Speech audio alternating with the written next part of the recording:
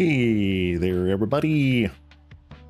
It's your boy, your local cat slime from Ceylon Cross. How's everybody doing tonight? I'm doing good. Got off of work early again, thank goodness. And I am looking forward to doing some more Pauper, especially considering that, we got some really cool deck brews to work with today. Hi there, Nagato. Good to see you. I've been doing very well today. I hope you have been enjoying your day. Just relaxing now with a nice cold drink. And getting ready to play some magics here.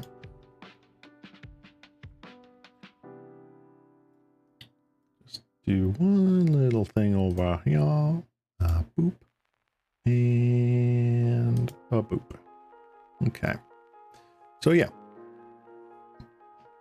Last stream, aka yesterday, we did some brewing, some amazing stuff in here. And did a little bit of tweaking. But there was one thing I wanted to add today. And Nagato, you actually got it right on the nose there. On our little Boros sheet here, I want to throw in a makeshift munitions. I'm not entirely sure what to cut for it. Probably, I would say one of these recommissions, if I had to guess. But we'll go with that. Makeshift. Makeshift munitions.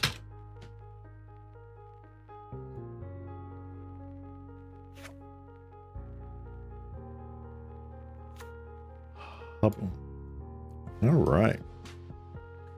I think it's going to be really, really good.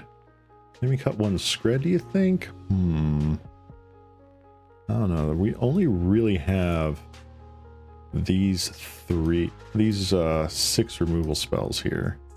Makeshift munitions kinda is a removal spell, but let's be real here. This is kind of our reach game plan. Let's see how this works for now. But yeah, we crafted this wonderful little brew here, which I'm calling Bunny Slippers. This is a Boros Scred sort of deck with Hare apparent being the backbone of it. We are playing the usual sort of Boros belly cards with Rally the Peasants, Prismatic Strands, makeshift munitions in this case. Thraben Charm is here. We've got some Scred as removal, but we are also doing some fun things that only the Bun can do, which is Lunarch Veteran, gaining a ton of life with the amount of bunnies we're going to make, and Ephemerate to help protect our board and keep our bunnies triggering and around so they can make more bunnies. Sideboard, very, very simple right now, very basic. Could use some more tuning, but for now, keep it as is. We got our 4 Pyroblasts for blue decks. We got Destroy Evils for big dudes and enchantments. Revoke Existence for Dust for Affinity. Our 4th Prismatic Strands for red and sweepers, and a couple more Thraben Charms here. So that's kind of what we had brewed here. I kind of shaved off one thing here, one thing there. But otherwise, we're doing pretty good here. I want to say, yeah, we're up to 13 Hare apparents, which may still be a little light. But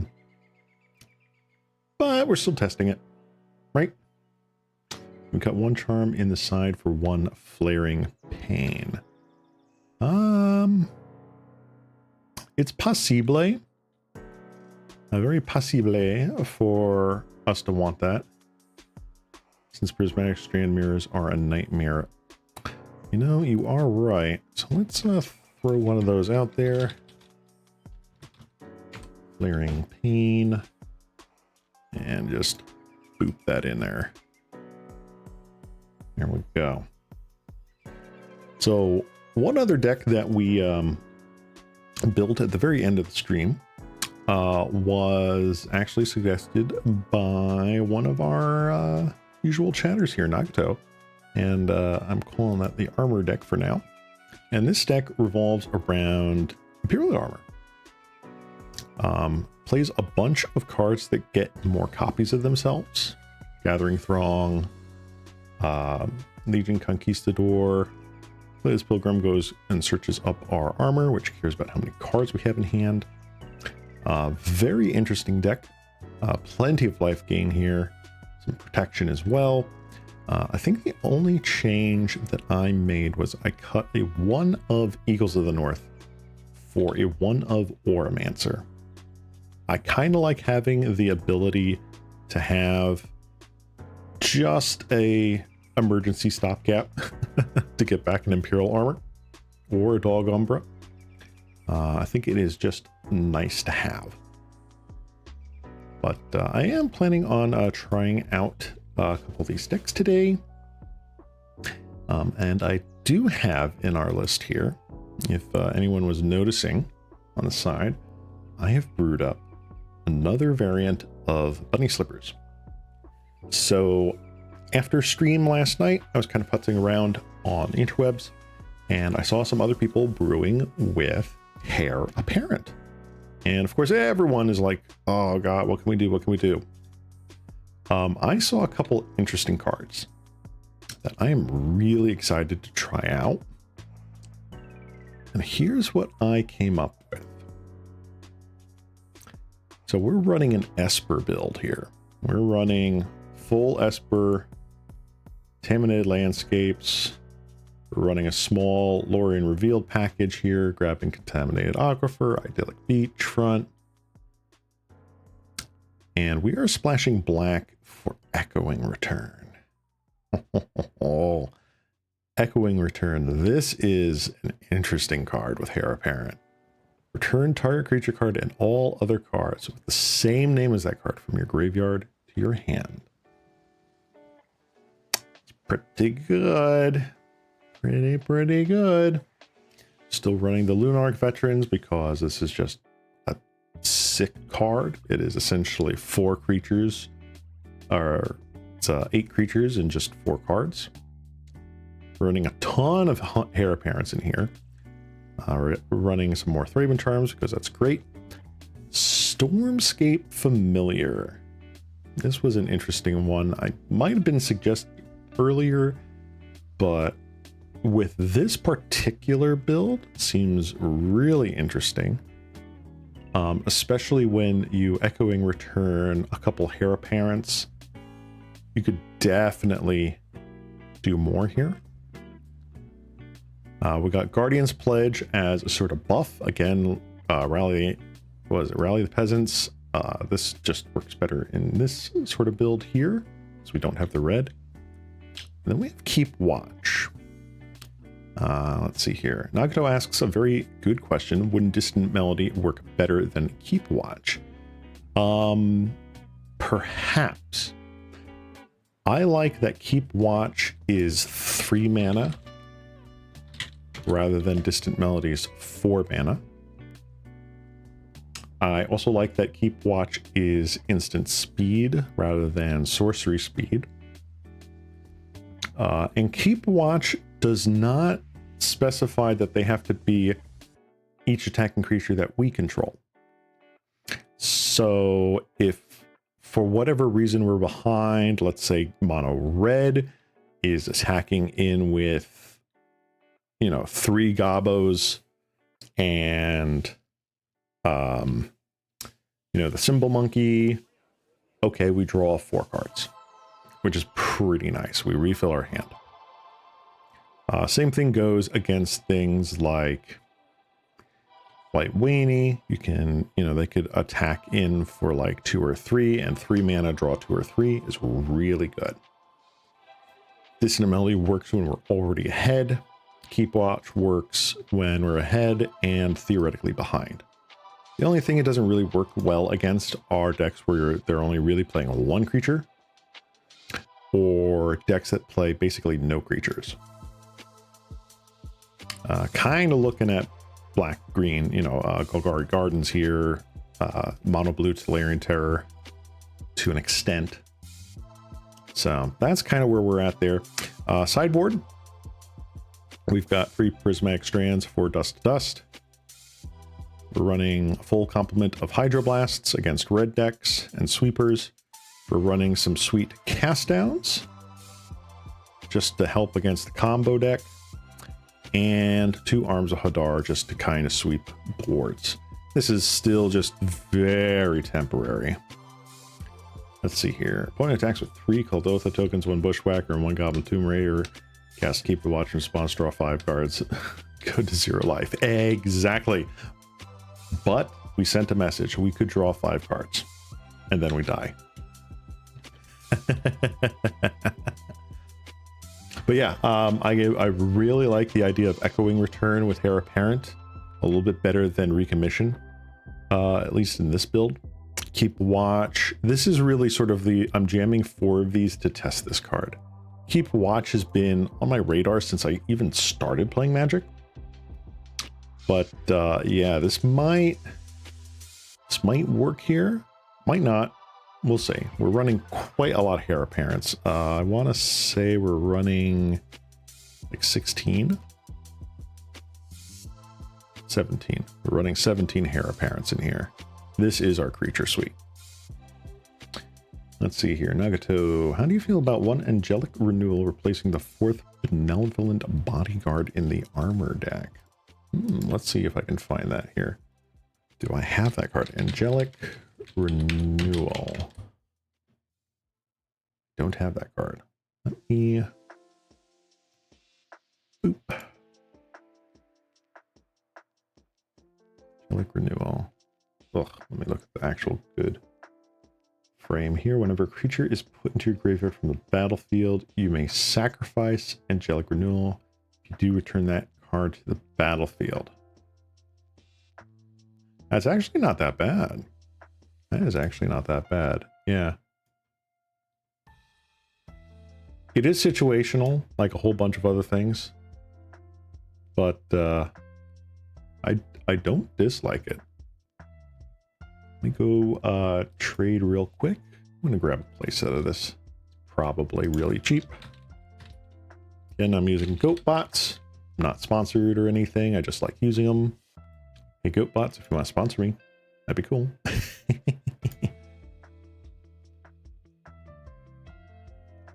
Let's see if I can grab this. Bum, bum, bum, bum, bum.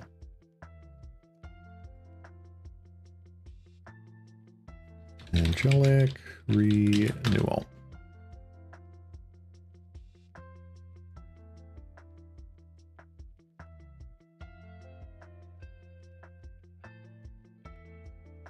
Okay.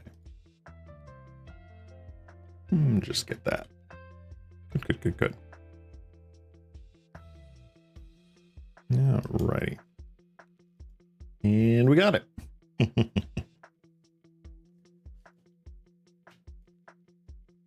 There we go.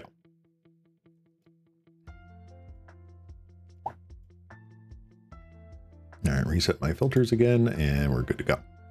All right. So yeah, I think what I'm going to do is I'm going to go into the 2-mans. I'm going to try around with the Boros deck. Then we're going to try around with the armor deck that was suggested for us. Maybe play one or two rounds with that.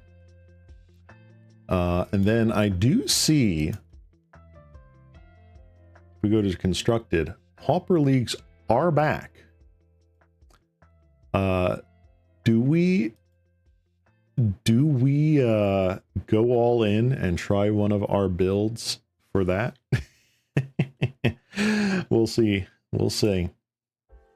Might not play the whole league tonight. Might just start it. But we'll see. We'll see. The good thing about leagues is that you can kind of start it, and as long as you are within that time frame here, you have, 88 days to play all 5 of your matches. It's a short window of time. Yeah, Echoing Return is really gas. I forgot that card even existed because, okay, like, how often are you going to have all 4 copies of the one card you're playing in the graveyard? Well, when you're running 20 copies of that card, it's a lot more likely. So, all right, let's go into the 2-mans here. Tournament practice. That's the armor deck. I want to do the Boros one first. Let's do this one first, and then we will do the Imperial Armor thingum. Card preview break again? Yes, it did. All right, we're gonna create one of these. Let's see if I can pull up the match screen. Yep, ooh, we already got paired up. Nice. And we won the die roll. Excellent. Man, this is such a good hand. Well, this is mulligan. Wow. All right. I will keep, I guess. Let's keep. What do I want to put back here, huh? We put back munitions, or do we put back rally the peasants?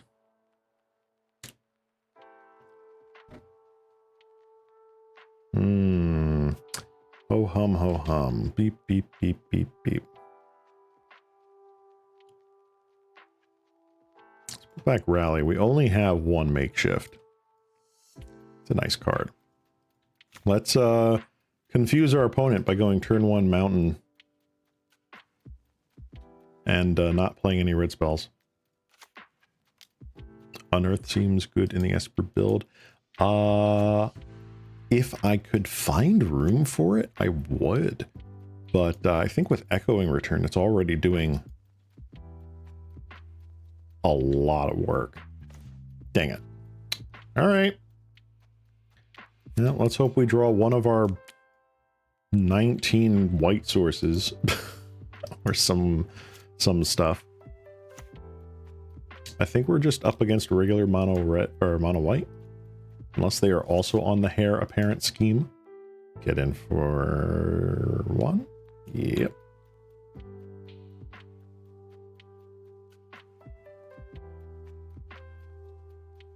They're ready to crack 2 there. Suture Priest. Uh-oh. Uh-oh. Well, we are getting punished. How many lands are we running in this deck? 20 lands. Okay, good to know.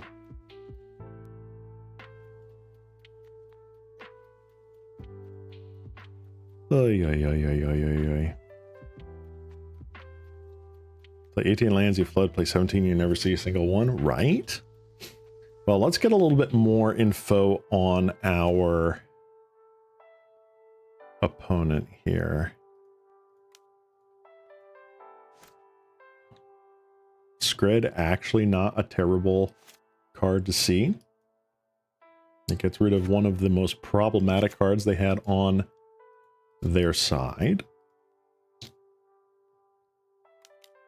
Them running Suture Priest makes me wonder what they're doing. Battle Screech. All right, so this might just be a mono white list that is running Suture Priest main to edge the who's it? The Glee decks. Can I please draw planes? No. All right. We're going to concede so I don't so my opponent doesn't know what we're doing.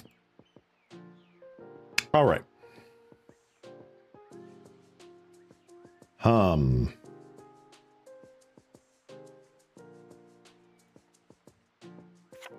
I think we just run it back. I really don't think there's anything I'm going to do differently right now. It's just like, just draw lands, buddy. I still think it was the correct call to mulligan. Was it the wrong call to keep that six card hand? Maybe. But again, we literally have only 2 other mono red sources of land in that deck. Every other card is a white source. This looks great. I will keep this. Well, hold on. Let me think. Turn 1, I Alpine Meadow, right? Turn 2, a snow-covered mountain Hare apparent. Yeah, we'll just do that. Alpine Meadow. Now our opponent is like, oh, they're playing white.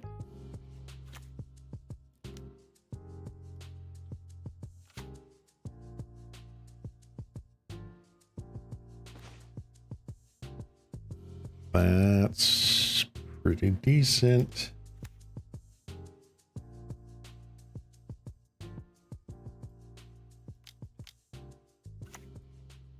Here we go.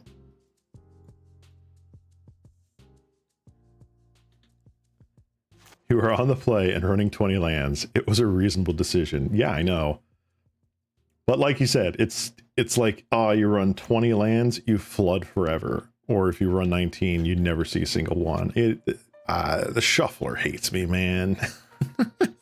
Whatever algorithm they use for the shuffler, it just hates me.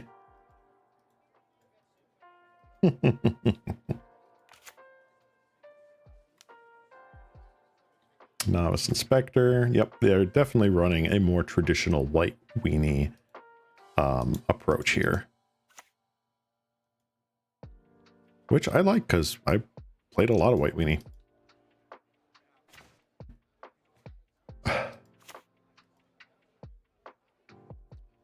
Alrighty.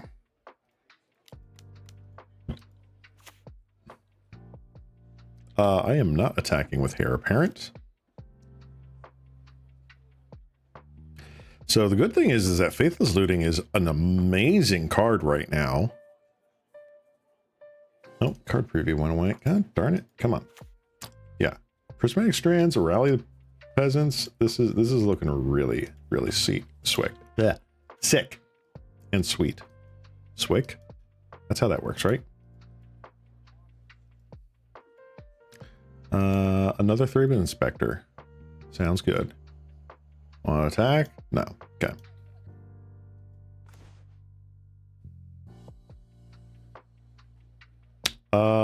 Let's Faithless Looting first.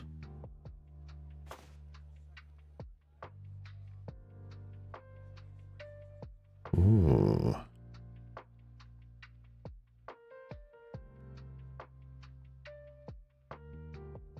Do I get rid of the second Molten Gatekeeper? Hmm.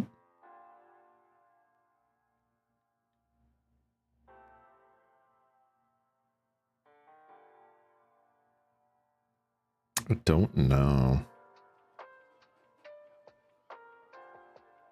I think I'm just going to do that in Prismatic Strands. Play a Hare Apparent.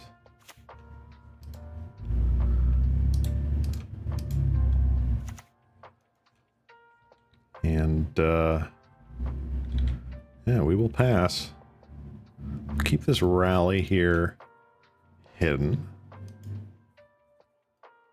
I don't mind them seeing a card that we already played and one that they would assume we play.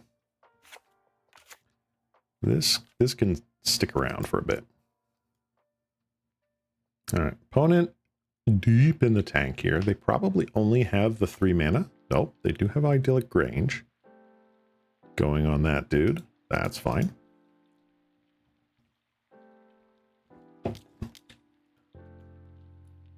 Two mana Crack Clue or 2 mana Raven Charm?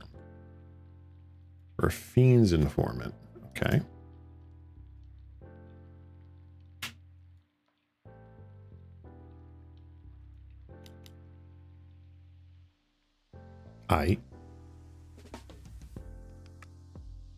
Yeah, so they still have a Thraben Inspector in hand.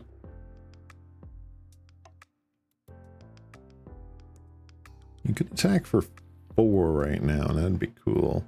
Or 3, I should say. Interesting. Nope, chose not to. Very nice.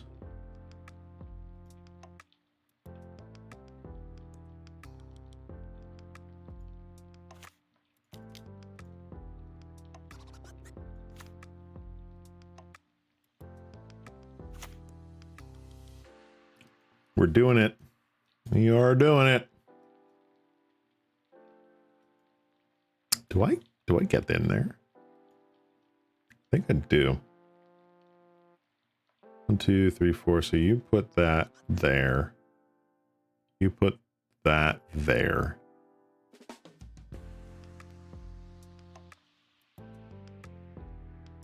And even if you're like, boom, boom, or do I wait one more turn?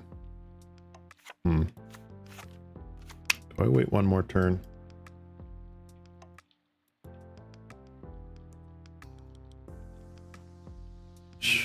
They're tapped out. I'd rather do this when they're tapped out, right? Like they can't loot away a prismatic strands.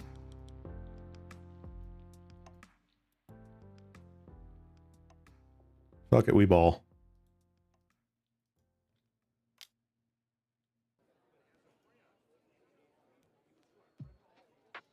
Let's do it.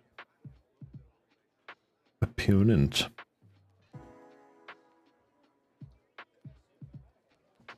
Math is for blockers. Let's go.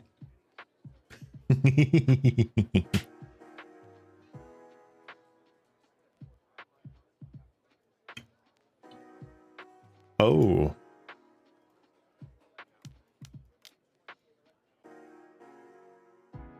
Hi. Your turn, opponent.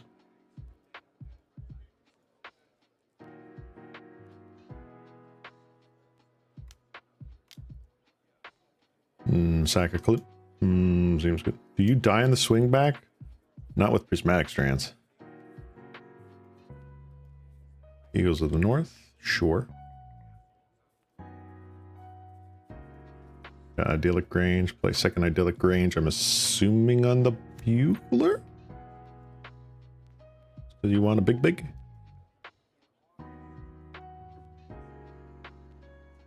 No, on Inspector. You're good.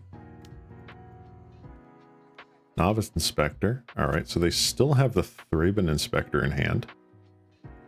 They gain a life. Now do they play out the other Inspector? They do. Okay.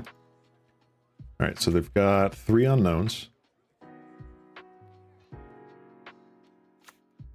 We're drawing live. We're drawing quite a lot of good things, which means we're going to draw land. Ooh, we drew a Faithless Looting.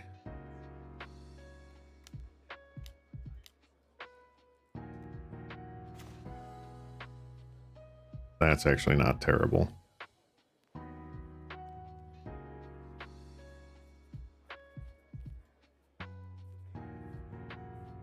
Let's see here. We will pass the turn, I think. We've got our Scred.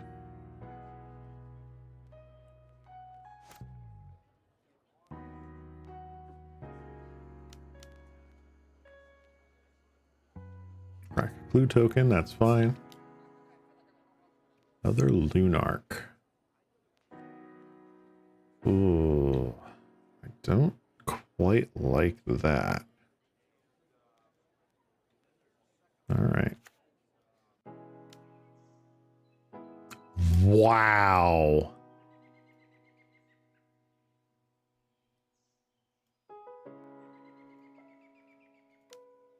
All right.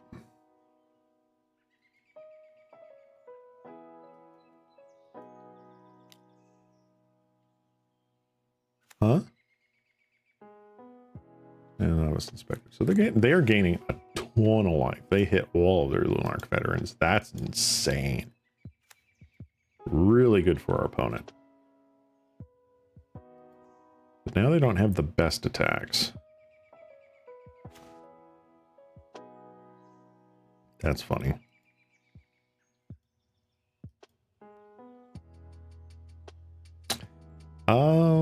Yeah, I think I'm just gonna sit back here until I can do something. I'm curious, Ceylon, for how long have you been playing Pauper? I've been a fan of Pauper for several years, but I've only really started playing Pauper back in February of this year when I started streaming. I kind of bought into the format bit by bit. And I've been just kind of reading up on various different archetypes and different builds of things.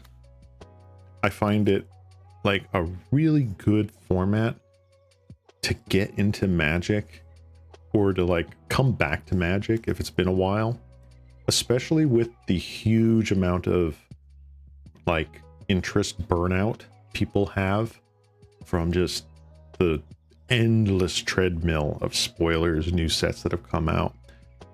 Pauper is a great way to get into the format and really just kind of not spend a lot of money and have just as much fun. Like, these board states feel like Modern and Legacy to me. But why focus on just Pauper? Just because of the affordability. I really, really like the affordability of Pauper. I would love to inspire people to buy into Pauper and play nice low-cost decks. Yeah, I'm still not going to commit here. If I were playing Legacy or Modern, I was a Modern player essentially since they announced the format, which was like back in what, 2011, 2012, I forget which. I played a lot of Modern in Paper. Do I play in Paper? Yeah. I play a lot of Commander. Commander EDH is my go-to nowadays, but back then I used to play a lot of Modern in Paper. But after a while, Modern kind of died out in my play area, so it was not quite as good as I was hoping it would be. Let's see here. Do I want Molten Gatekeeper to come back? Let's see. This would be number other creatures named Hare apparent. 1, 2, 3. So this would be 1, 2, 3, 4. So this would 8 them. I feel like I just want a Faithless Looting here. Not enough Pauper Paper events in your area. There are kind of now. Ooh, wait, hold on. Hold it.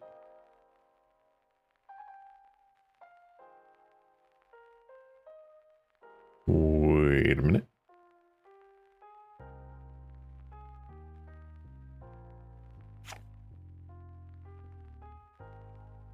Oh, but do we get blown out by Thraben Charm?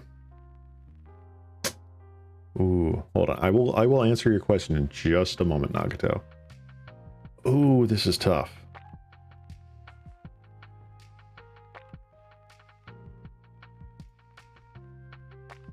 I think I want to hard cast Molten Gatekeeper. And we have 2 of them. So if we do get, when we do get another Hare apparent, we have an opportunity to unearth this guy and like ding them for like 18 or something.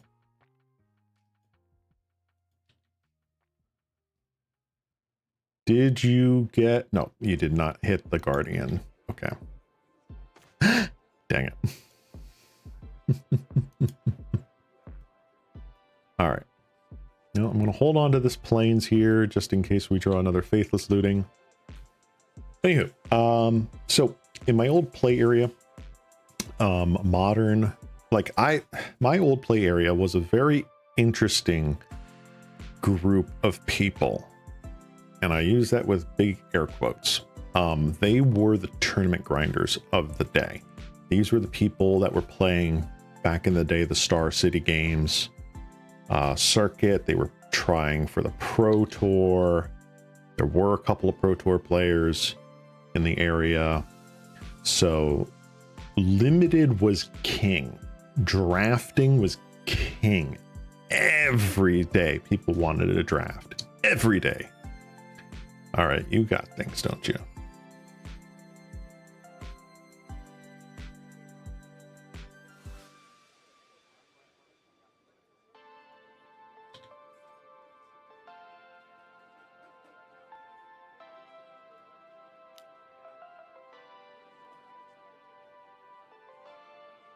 Okay. I'm assuming you drew your own prismatic strands, right?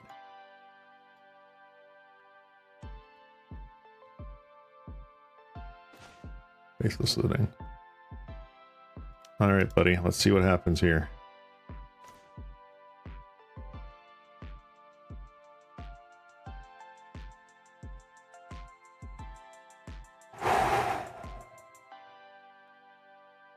All right. So it's definitely Plains Lunarch.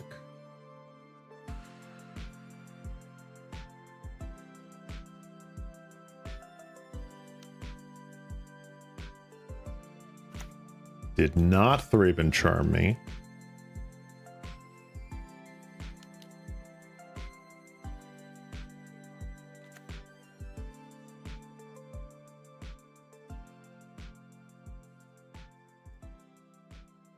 Okay.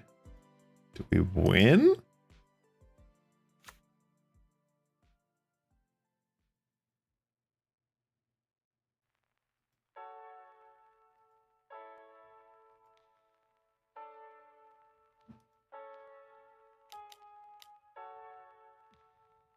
Now you have prismatic strands. Okay.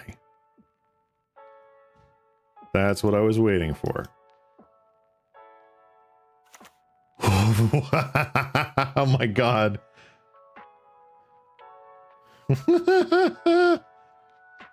Look at that. 1 second, guys.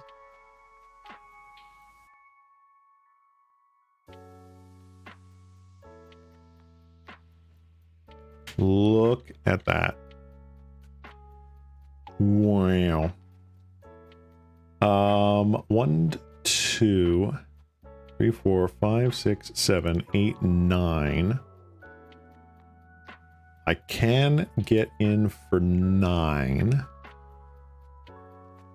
Quite a board, yes, indeed. It's not going to. That's fine. Get out of here. Look at that, I gained a life. Anywho, so yeah, my old play group, very spiky. They played a lot of Modern when it came out because these were Pro Tour players that were like, oh, Extended just died. You know, they basically chopped the Extended format in half. And then Modern came around. And they were very, very happy to start playing with Modern again.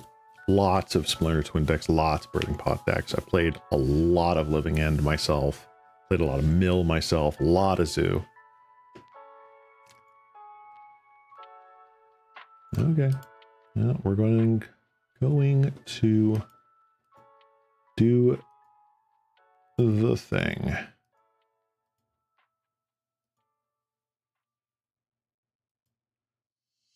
One, 2, 3, 4, 5, 6, 7, 8, 9, right?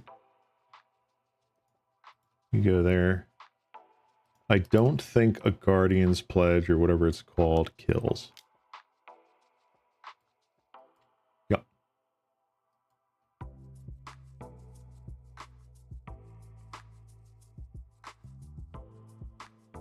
I also do gain quite a bit of life.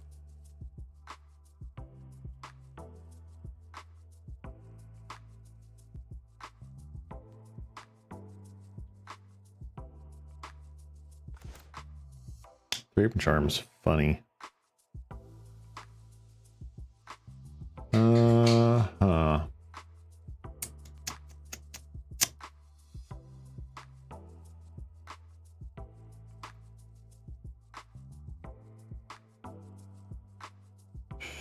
You know what? I'm going to pass end of turn. I'm going to Thraben Charm their graveyard, I want to say. And we'll go from there. I'm pretty sure we just lose. Which is crazy because this is game 2. Because game 1 we just had no lands. Should we rename this deck to Storm Bunny? Nah. Nah.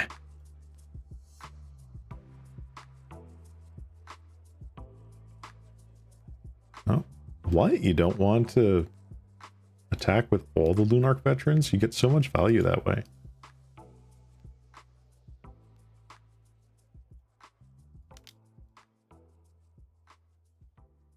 But anyway, yeah, I played in paper a lot of Modern. I also play a lot of Commander in paper. If you check out my, well, you can't check out my VODs because I didn't record it. But if you watch the other YouTuber, the Trinket Mage, boop,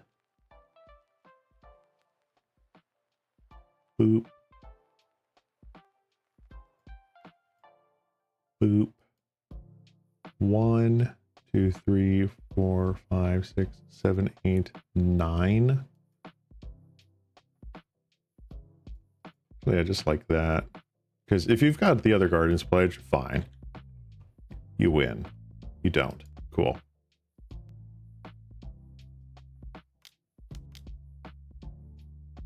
Battle Screech. Okay. See, the Flaring Pain would have been so good, right? Probably should have boarded that in. But again, I was like assuming that I want to be able to play rather than get man screwed again. So much life, so much life. Them hitting 3 of their Lunarchs is nuts.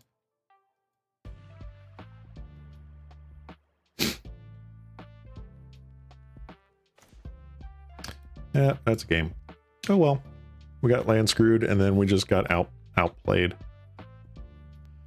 So anyway, the reason why I focus on Pauper here online is just because it's very accessible.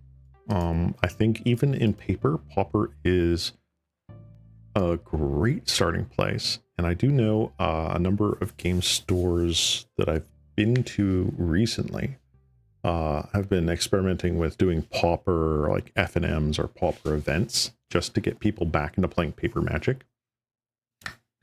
A lot of people dropped out from playing Magic during the lockdown, the pandemic. And let's just face it, Standard is an absolute mess. Almost all people that come into play in local game stores around me are playing Commander, which is not a bad thing, but to play 60 card formats, you have to have a reason that, well, why would I want to spend $300 on a Standard deck that's going to be useless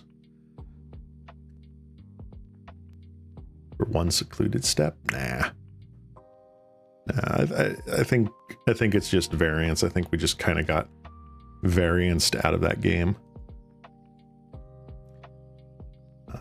But yeah, the game stores I've been to, they're like, oh, Pauper seems to be very nice, because even if you're not building like a meta deck, it's just like I went through my commons and like, here's this deck that I put together.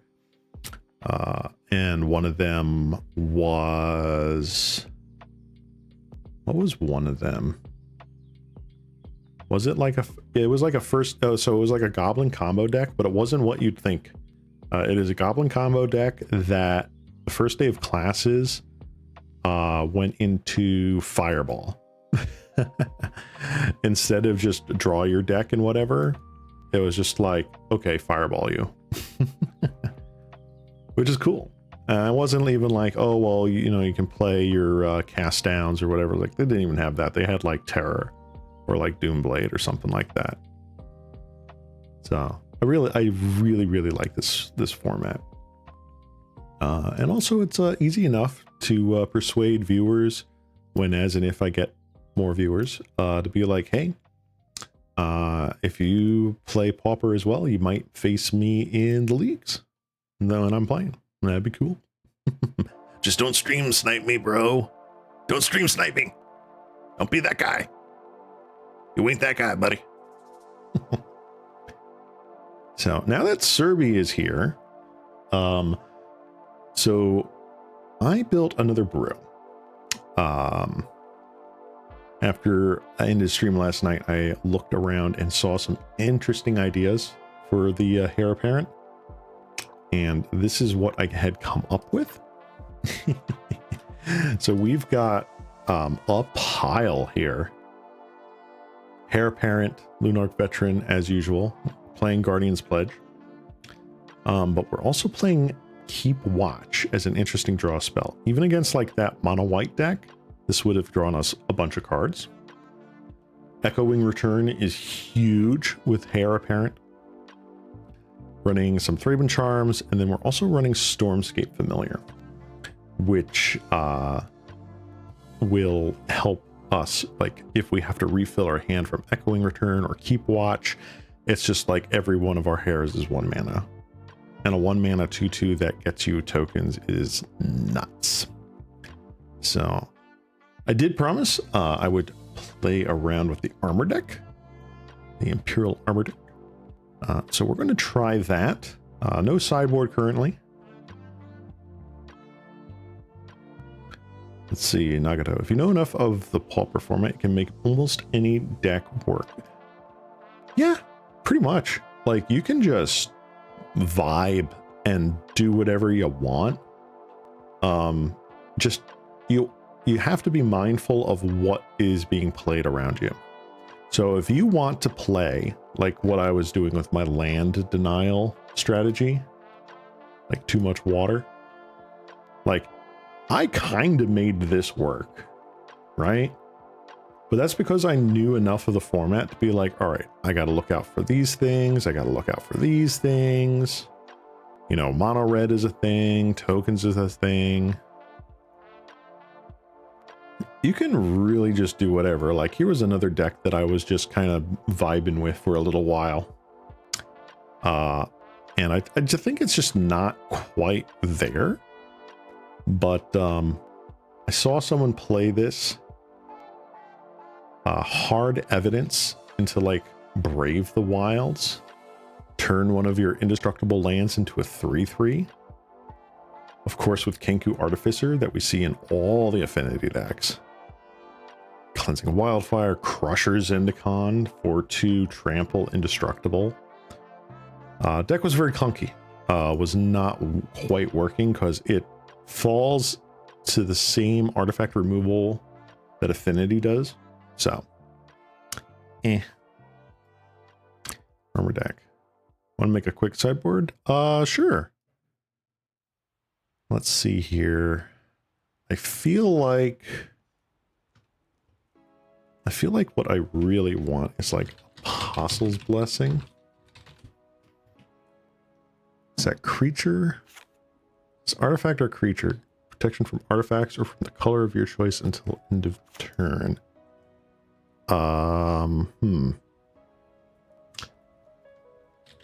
Stave Off?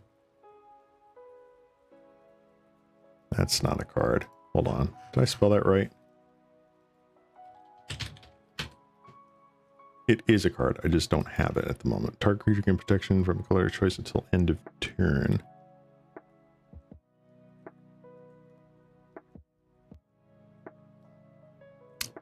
That was Magic 2012. I don't have that? That's crazy. Don't get me wrong, I don't expect my jank piles to go 8-0 in tournaments, but you can get a positive record against the deck surrounds. Exactly. It's like, I'm a halfway decent Magic player, right? Being modest here, but like I'm a halfway decent Magic player. I regularly go 3-2. You know, there are days when I'm not, but you know, going 3-2 is not bad. And there's been a couple of 4-1s that I've done. So, hey, you can make any pile work. Let's see here. I kind of want to have like a hexproof spell.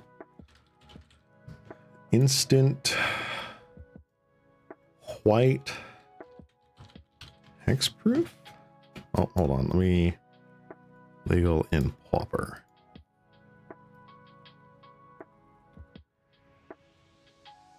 Target permanent gains hexproof and indestructible until. Ooh, blacksmith skill. Ooh.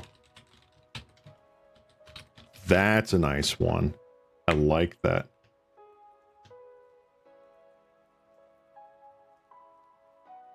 Blacksmith skill coming in super clutch.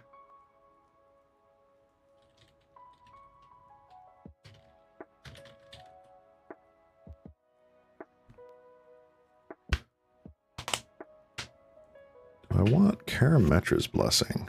Target creature gets +2/+2 if it's an enchanted creature or enchantment creature. Also gains hexproof and indestructible until end of turn. I like Blacksmith's skill here because it can target the Imperial armor itself. Prismatic Strams, Thraben Charm, you are correct.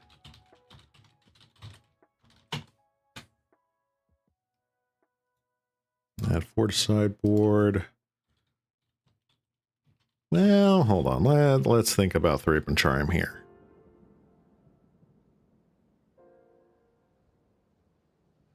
How many creatures are we actually going to have on the board?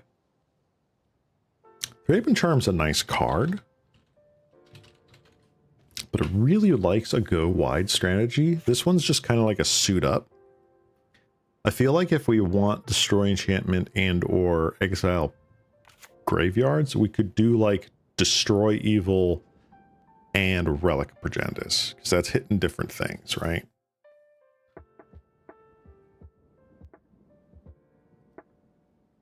Also, how many prismatic strands do we want if we're running things like Martyr Sands, right? Well, I guess this does work against the green ramp decks, huh? Okay. Dust to Dust is pretty much always a solid 4 of. Relic Progentis, I feel like is a really solid 2 of.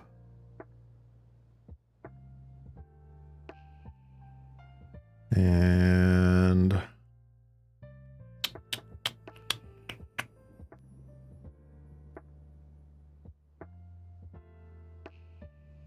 Benevolent Bodyguard is target creature you control, right? Yeah.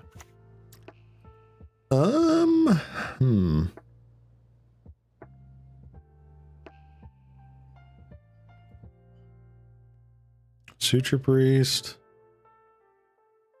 Nah.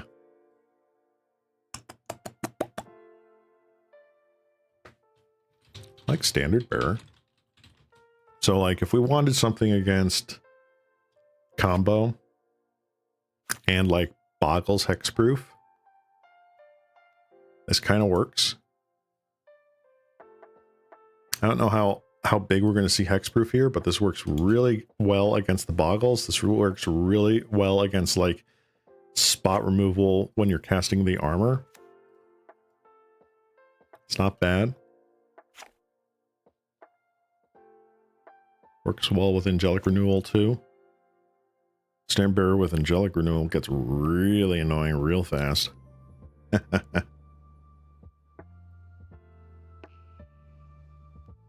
Oh, this works with Glee.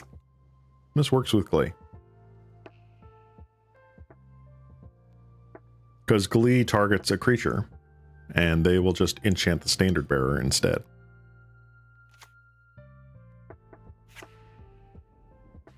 Not only that, but Blacksmith's skill technically gives target permanent hexproof. So you can target their brute scale, and it has hexproof, which means they can't get it. At least I think that's how that works, right? Target permanent gains hexproof. That might not work the way I think it does. I know Vines of Astwood works. I think it's because it specifically calls out cannot be the target of spells abilities your opponents control, rather than specifically the gains the keyword hexproof. Yeah, okay, so that doesn't work. That's interesting. Would I want Blacksmith's skill here?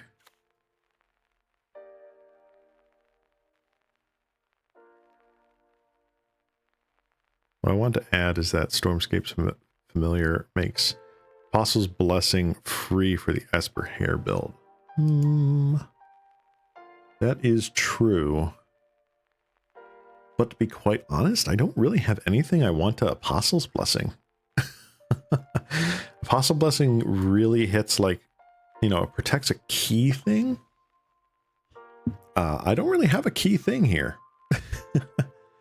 It's a nice synergy. I'm not going to doubt that, but I don't think it works in that deck particularly well. All right, you know what? I'm gonna run it as is. We'll see what happens. So I will take a quick water break here. I'll be back in just a couple minutes, and we will take the armor deck here, brewed by Nagato, into the two bands and play around maybe two with it, see how it goes. Yeah. So yeah, I will be right back, guys. Go get a drink of water, and we'll play some more magics.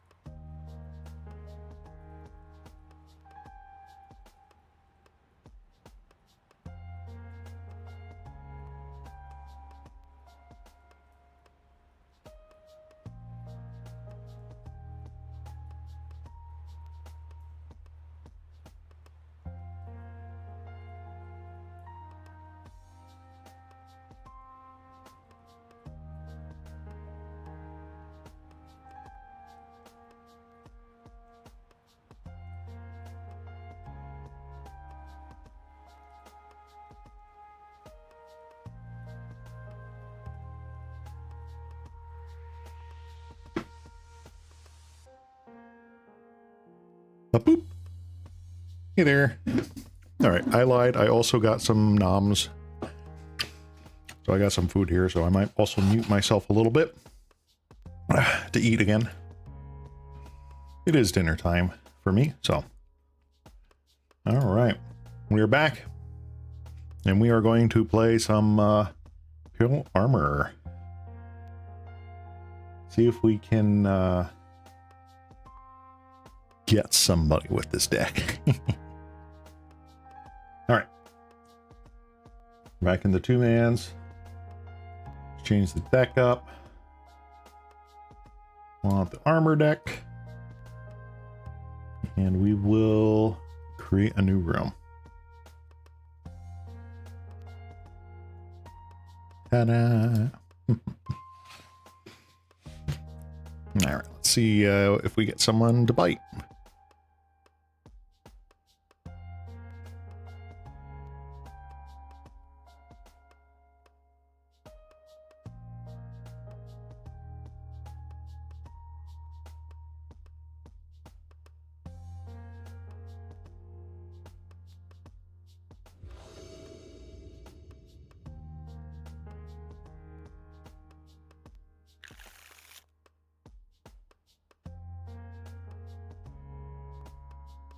All right. This looks like a satisfactory starting hand. Gives us an inspector.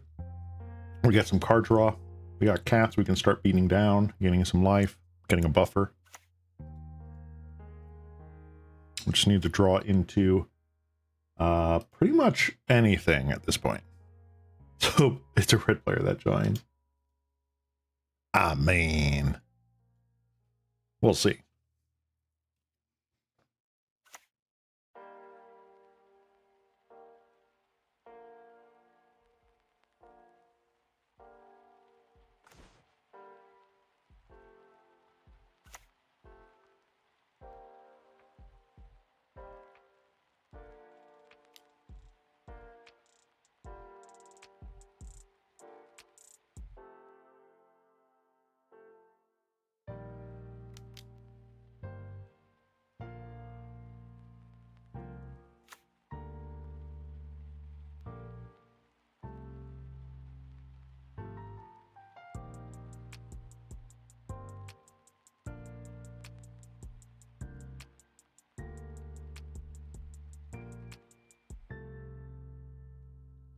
Okay. Looks like we got our Squadron Hawk. We've thinned our deck a little bit. We are up against Grixis Affinity. I am crying. Kruk Clan Shaman is just the worst. Yes. Let me discard, checks notes, my sacred cat.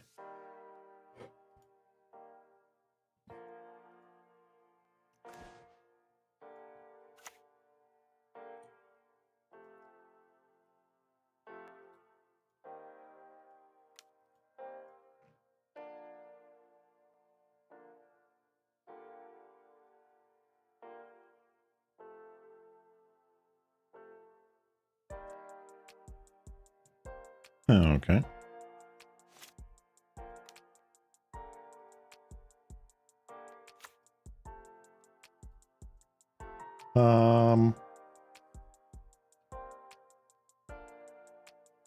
I think I'm just going to wait and crack the clue here.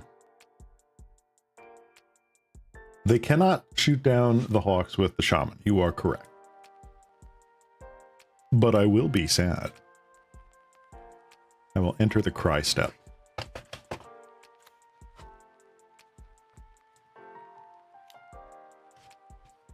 Another one.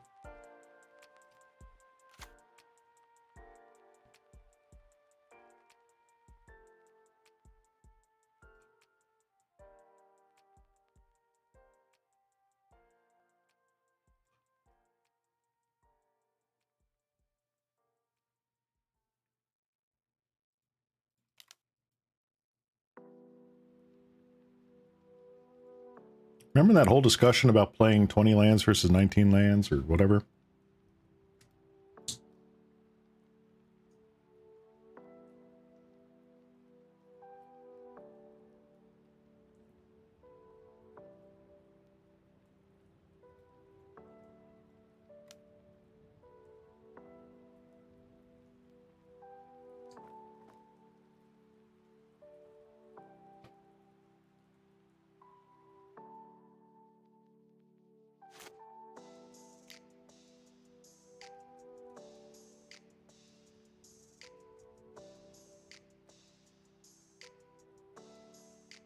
Yeah, I can't exactly respond to it with Nihil Spellbomb here.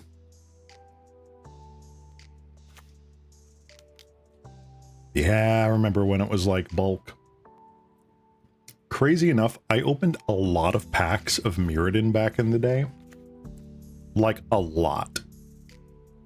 So that's how I got my playset of artifact lands and those things. All right, let's shuffle that deck again. Let's see if we can draw something good. I remember actually opening a bunch of Dark Steel too. I think I opened like 2 Aether Vials back in the day. This was before it got reprinted. It was kind of crazy. Oh, and I got, in one pack, I got an Aether Vial and a Sword of Fire and Ice. That was a crazy pack.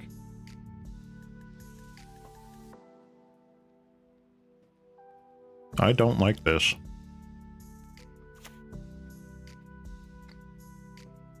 Yeah, this was back in the day before Modern Masters. So, like, you can only imagine how expensive that sword and Aether Vial were. It was kind of nuts.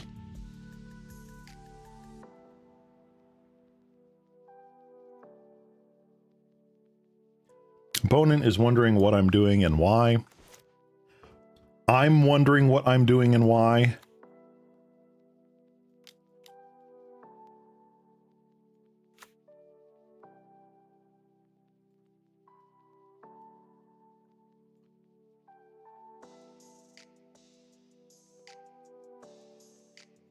Right, they know about the other Squadron Hawk.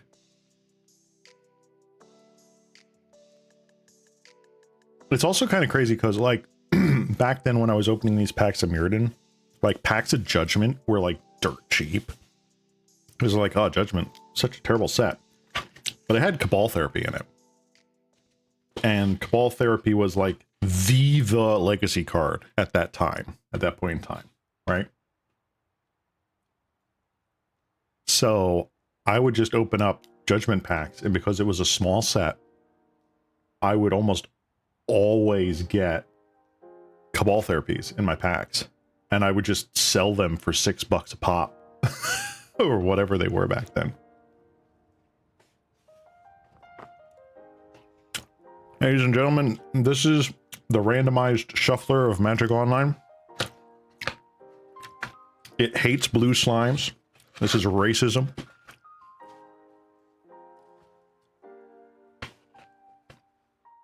The green slimes don't ever get this. It was the Thoughtseize at the time. But this was after Lorwyn was printed. People just really wanted Cabal Therapies. So, like, they were playing Thoughtseize and Cabal Therapy. This was back in the day when things like Nick Fit were very popular. So you'd be playing your Veteran Explorer, sacrifice it to Cabal Therapy, etc., etc.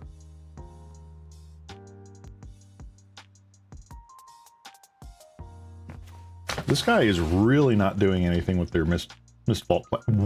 Why? Nagado! Where are my goddamn cards?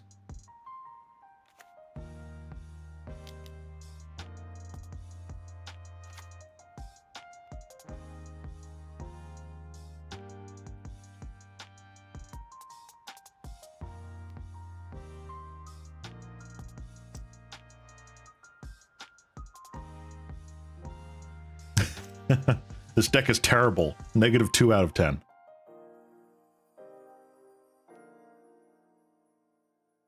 One, two, three, four, five, six, seven, 8, 9.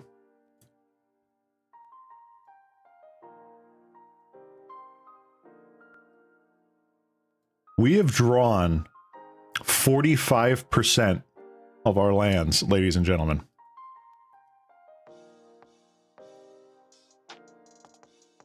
Lorwyn, Thoughtseize was originally printed in Lorwyn. It was reprinted in Theros.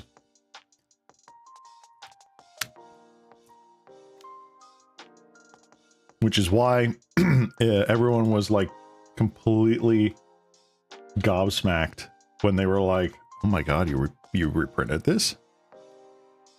That's nuts.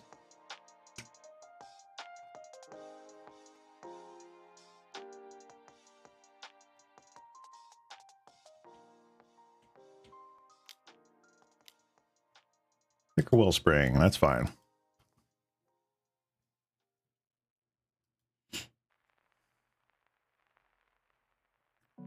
I just want to draw something. Even if I draw one of our others, like Squadron Hawk-esque cards, then at least, like, I can play 2 of them in a turn. They're all 3 drops. We will be able to play every spell in our deck at once.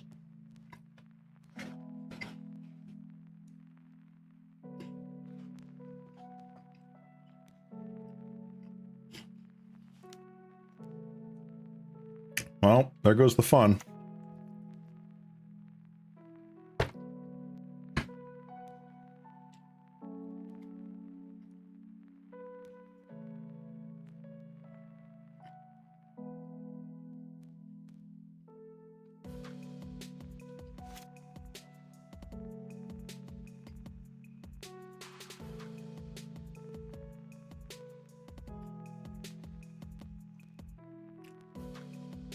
Opponent just realizing that these have flying.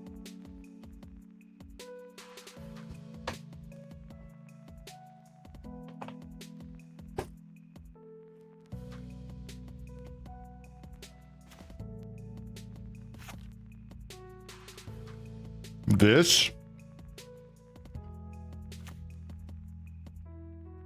That's insane.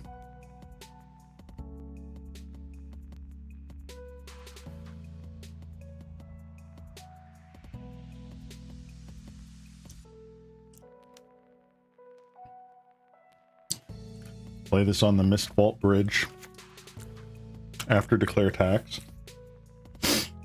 What are they going to do? Sack it to Deadly Dispute?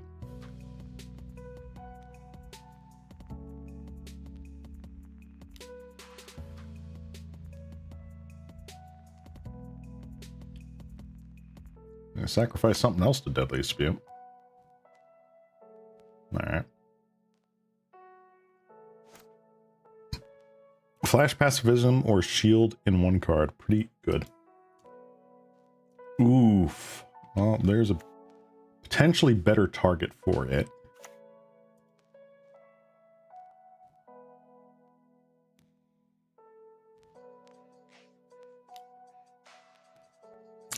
We're going to get back the Quarkpan Shaman and the Kenku. Oh, no, the Familiar and the Kenku.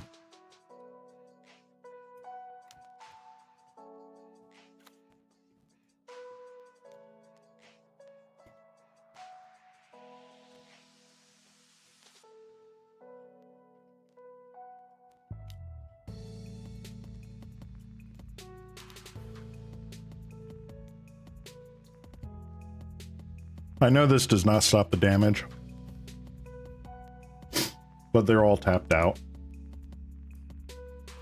So they couldn't have saved this for like that and a treasure to pay for like Candy Trail or some other nonsense.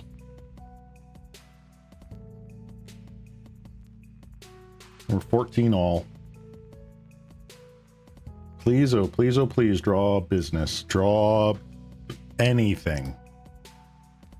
If I draw Auramancer, I'm going to be...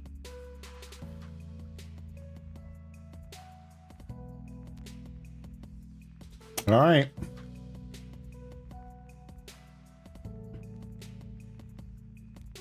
It does block Mirror Enforcer.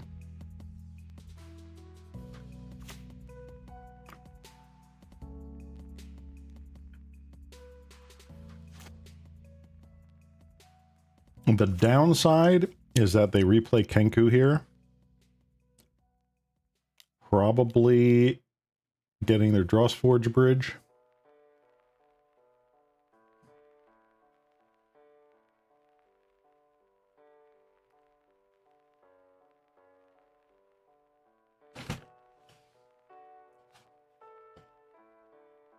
This is kind of absurd.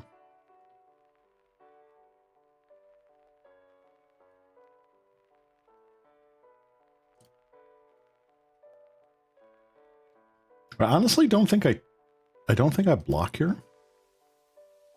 I can take 7, that's fine.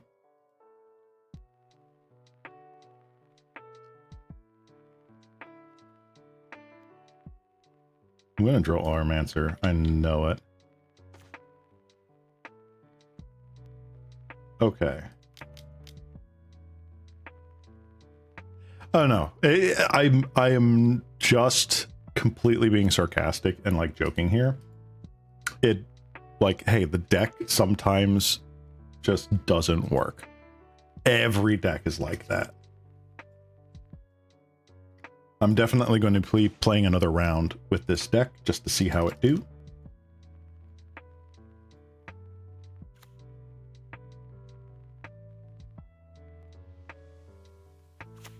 And I'm going to keep that up. Yep, this is instant speed. So I can gain 6 life. I'm not afraid of that.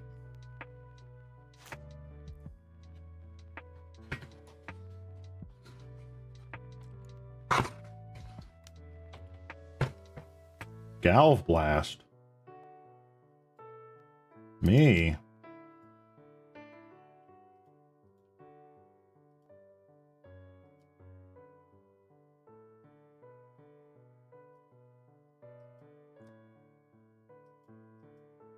How dare you?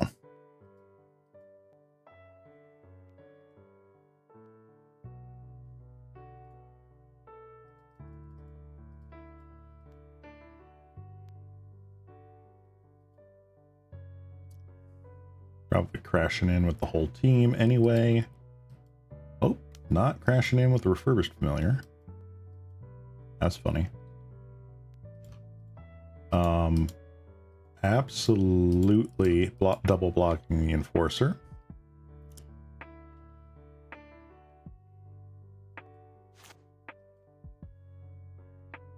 They probably play another blood fountain here, and I'm just like, of course they have it. Oh, they didn't. Nice.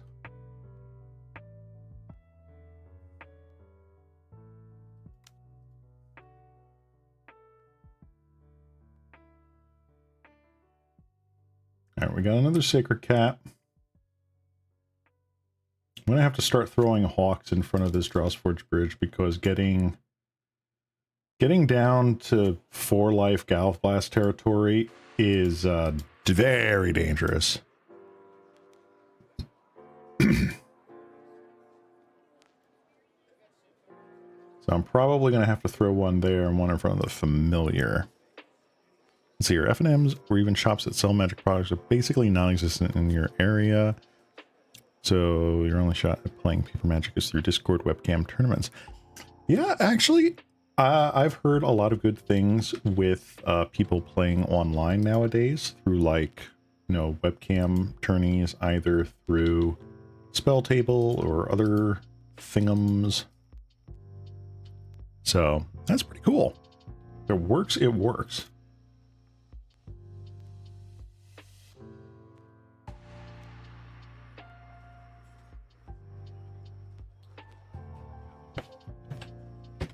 Honestly, I do have enough local game stores in my area, or at least, you know, within driving distance of my area,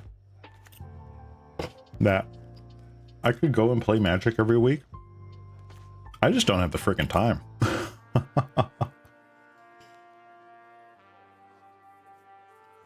I just don't have the time.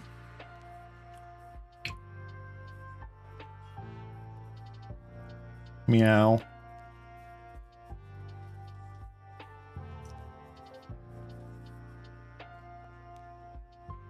Yeah. You know, like, yeah.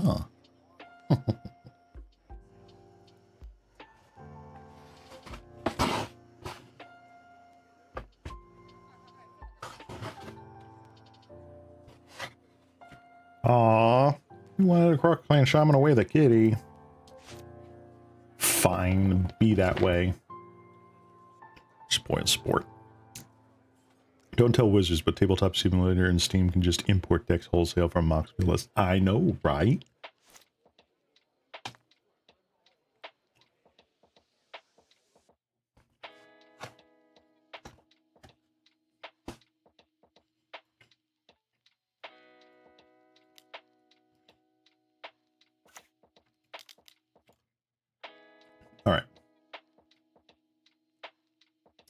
Opponent is now reading the card.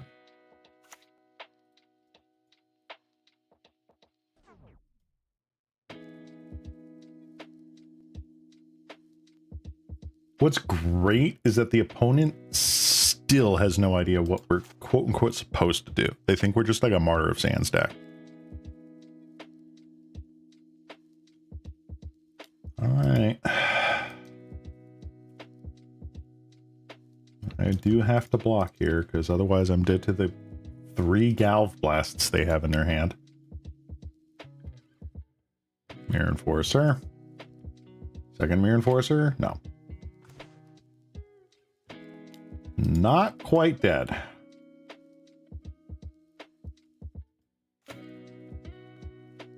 Well, Sacred Cat is definitely blocking a Mirror Enforcer.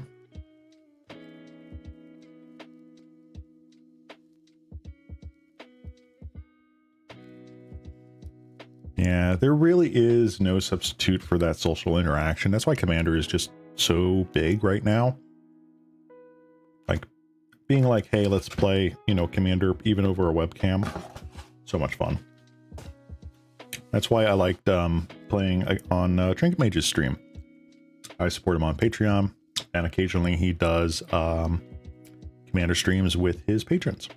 And one of those days, I was lucky enough to get in line and play my sweet Jund Museum deck against them. I lost horribly, but it was fun. Wow. Okay. Freaking get me. Come on. Why? All right.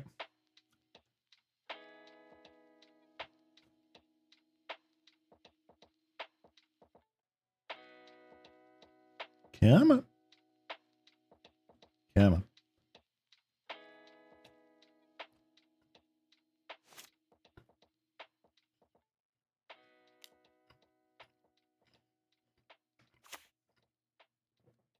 All right.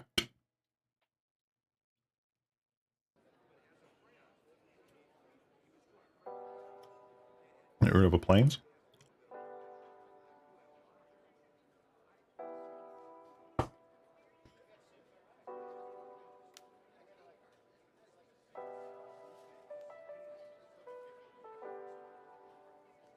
All right.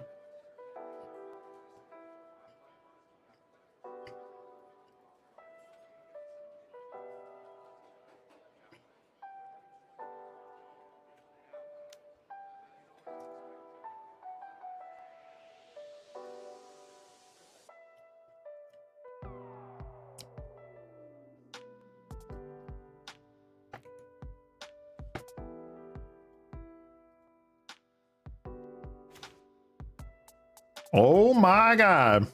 Ladies and gentlemen, we got him.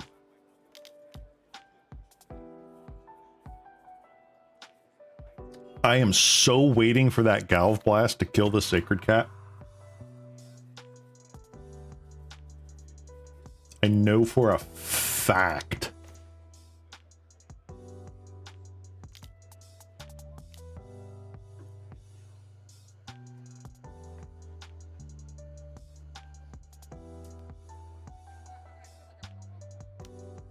Knew it.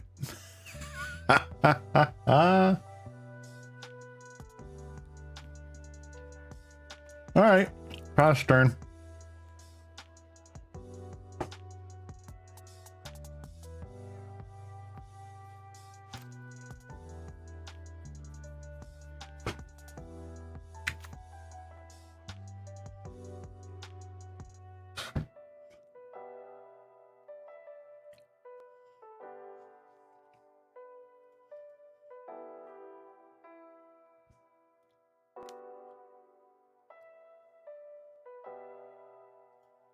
I'm just not gonna block. I have a feeling that we're just gonna get out and just not. Yep, we're done. Okay, sideboard.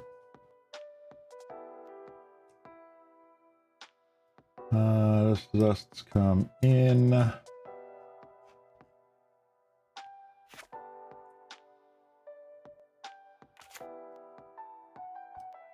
you've got a ton of removal here. Let's see here. I don't think Dog Umbra is particularly good here. Bodyguard is fine.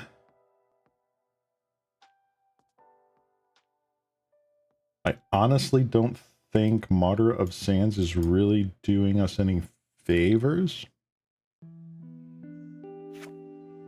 I think Union of the Third Path is also very slow right now.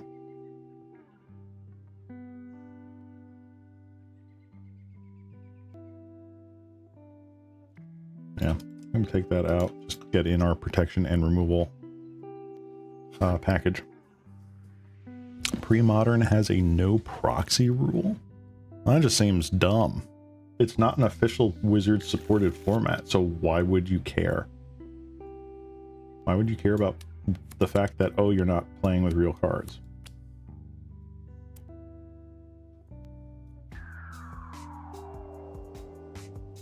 There are some reserve list cards that you would want to play, so you might as well proxy them, right?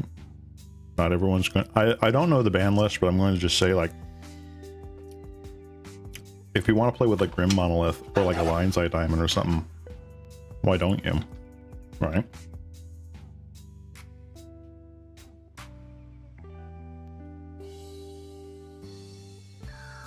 Another good reason to get into Pauper, ladies and gentlemen. Reserve list does not affect Pauper.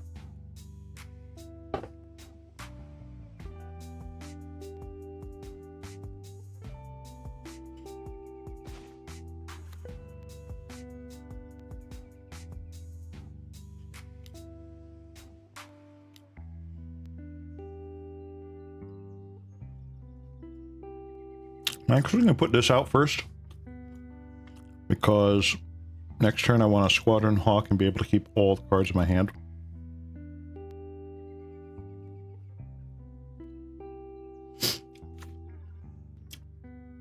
Oh, well, actually, no, I have the second Hawk in here. Your Monolith is banned. Okay, so they do have a decent ban list then. I assume other things like Ceylon Academy or Guy's Cradle are also banned.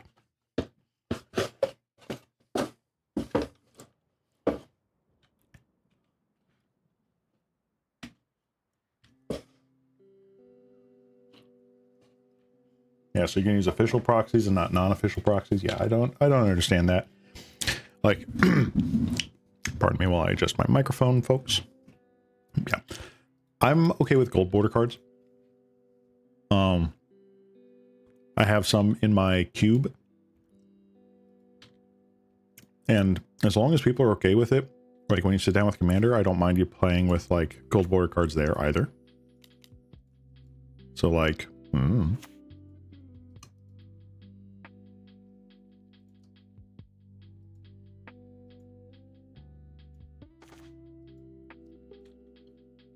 that's just me.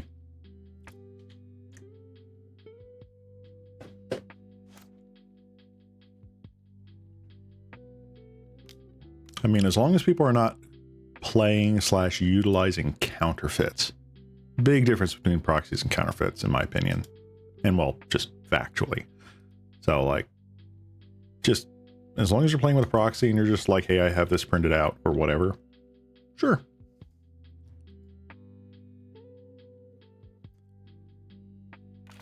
I think the only time I'll be, like, upset if you're, like, proxying stuff is, like, if you're coming to a casual Commander table and you're proxying out, like, a super spiky deck.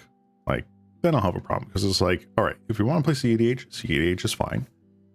They are very proxy friendly, and that's cool. But if you're just, you know, trying to pub stomp, which, again, I have not run into. But it's like, why are you doing that, guys? Just why?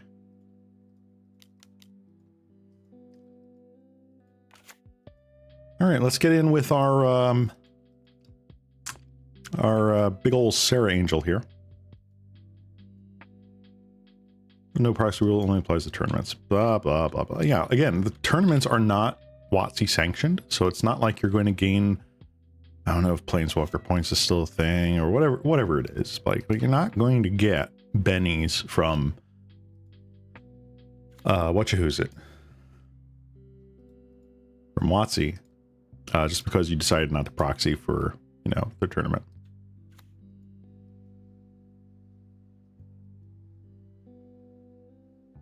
It's one of the biggest reasons why Vintage is just completely dead, and Legacy is completely dead too in paper. Wow. Nice. That sucks.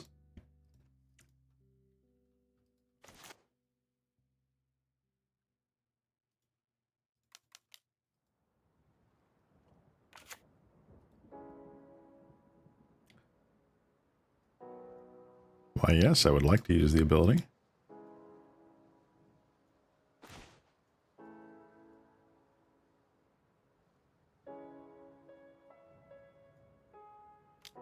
I wish I had this on a life linker, but beggars can't be choosers here.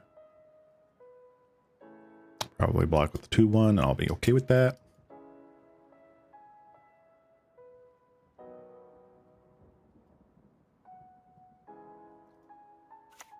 I will play a land just in case. Because I wouldn't mind, like, if somehow, because I know they don't run any enchantment removal, if they somehow got rid of Imperial Armor, I'd like to get it back with Auramancer and play it again in one turn. They could play Cast Down, but I don't think a lot of Grixis Affinity decks are playing Cast Down right now. Maybe? I don't know.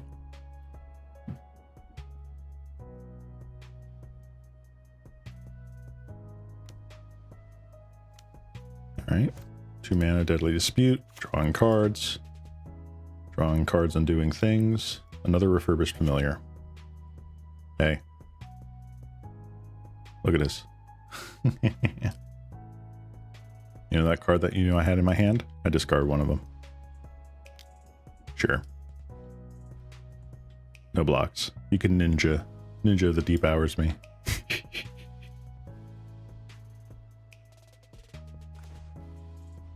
Ooh, that's a good one. Yeah. Beep beep.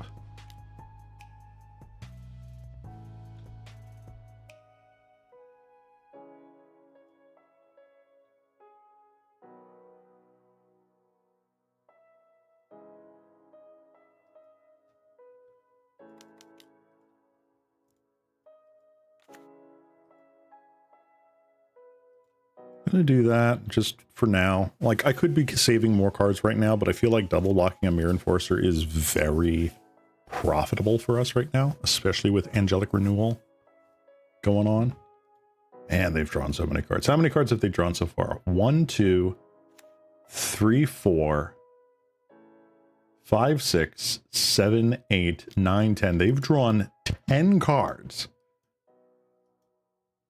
12 cards.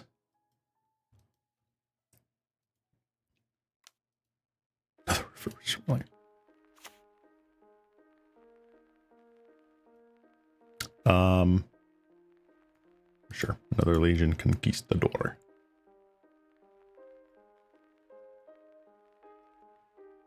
And they're hitting all the reverse familiars too. 1, 2, that's the third one. Yes.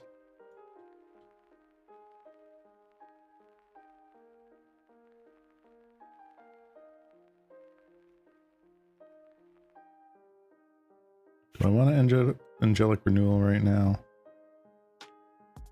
Galv Blast.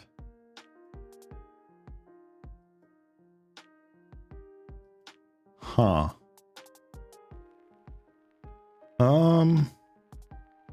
Sure.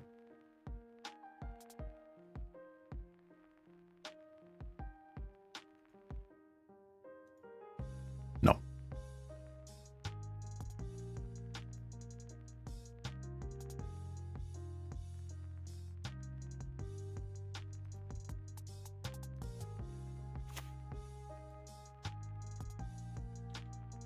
There we go.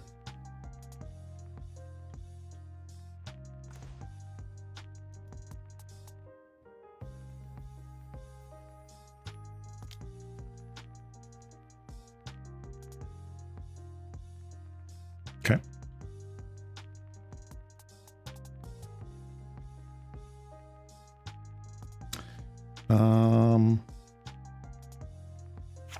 return target enchantment card, eh?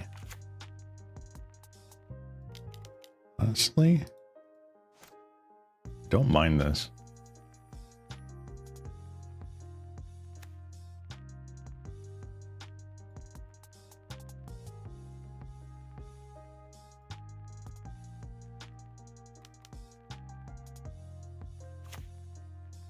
All right. How many more refurbished familiars do you have, opponent? You draw your blood fountain, or are you going to tap out for your entire turn to blood fountain, get back to refurbished familiars? I'll be very sad if you do that, by the way.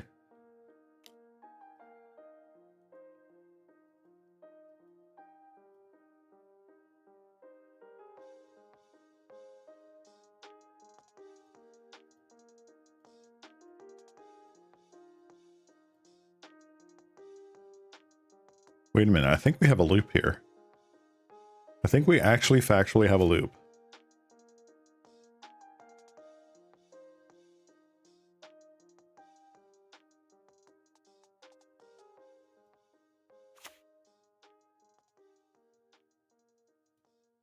Yes, we do. Ha ha ha ha. I like it.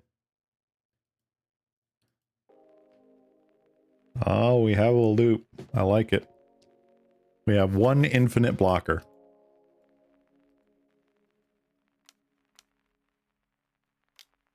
Kenku Artificer. Well, let's hope we hit Dog Umbra. Actually, no, we boarded out Dog Umbras, didn't we? Oh no.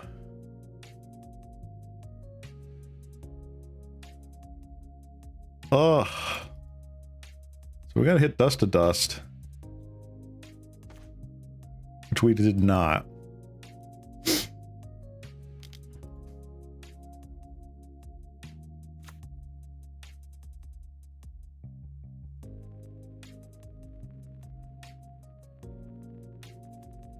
Alrighty.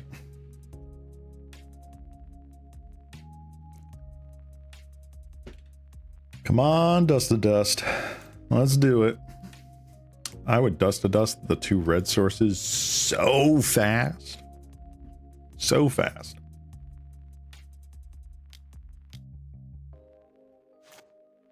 Reckoner's Bargain. Sure. Blood Fountain, alright.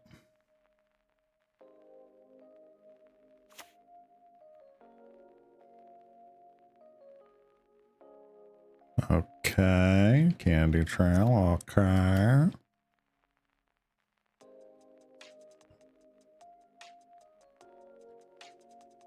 Man, they are so down on clock. I thought I was going to be down on clock because I'm like first time piloting this deck sort of thing. Makeshift munitions. That's a problem.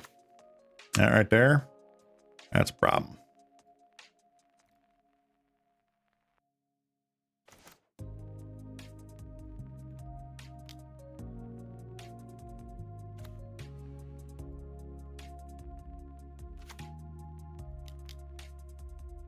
I need to draw exactly Dust to Dust. I did not.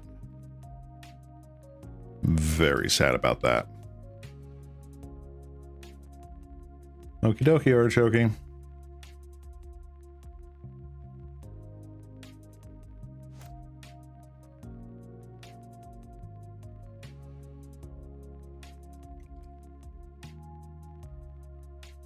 How much mana do you have? 1, 2, 3, 4, 5, 6.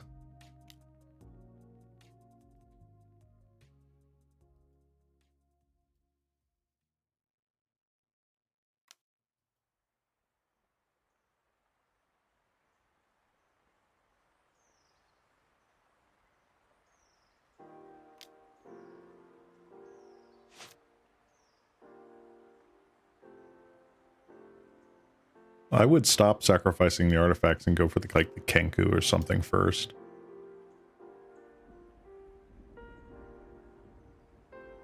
Oh, that's just me. Calf Blast, huh? Yep, that's fine. Womp womp. We were doing the thing.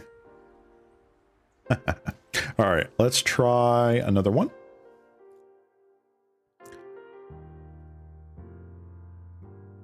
See if we can get this rocking and rolling.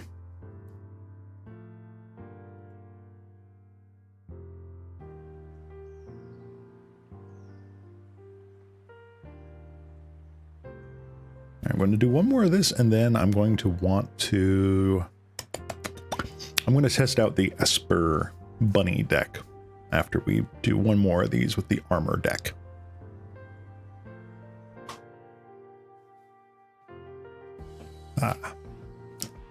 So, question to the chat. What do you think of this kind of time frame for streaming not on my usual Mondays? I know this is quite late for a number of my regular viewers, but like, is this kind of acceptable? Are you guys pushing it just to support me, which you are? Thank you, but please be kind to yourselves. What do you guys think?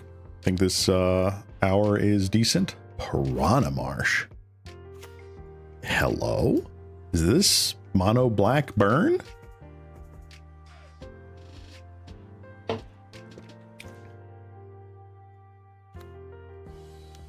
Sacred Cat Go, please save me. I beg of you.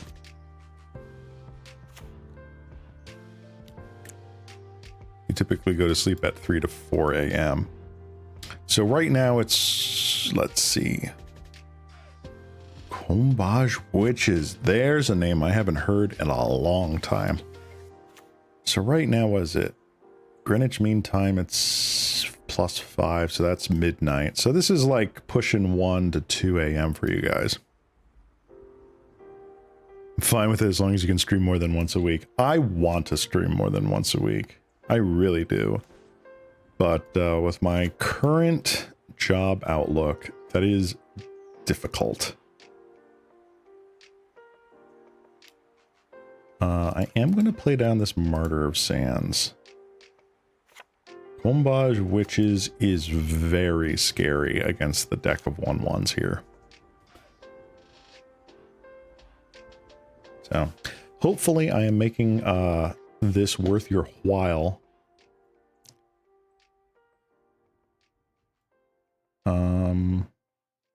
Beep. Excuse me. Bap. Thank you. Yes, I would like to do an absolute crap ton of damage.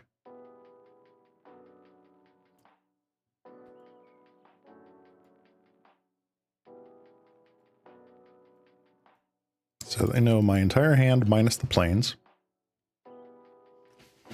I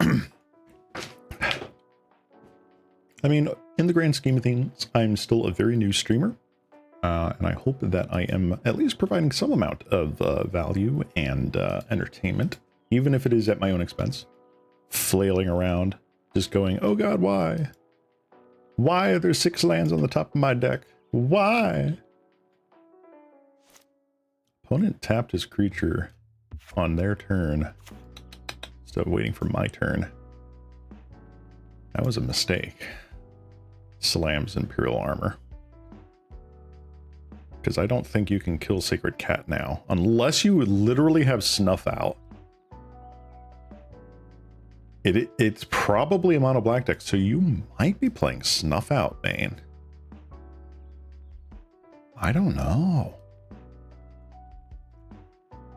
Look at me talking like I know what I'm doing. This is the kind of knowledge I used to have in Modern back in the day. But I stopped keeping up with Modern, gosh, a long time ago. It's sad. For me, it's sad. I love, love, love, love Modern. But now it's just all Modern Horizons, the constructed format. And I just don't care anymore. Got all these cards sitting in binders. That's so like funny story, like when I built the, oh yeah, this is mono black burn. Cool. When I built the Jund Museum deck, the commander deck for Disa the Relentless, I had 70 out of the 100 cards already. Just from my old Modern collection. There were a bunch of the newer ones I did not have and so on, but super happy I was able to make that, even if it isn't like powerful. I love the concept of it. I love the aesthetic of it. Alrighty.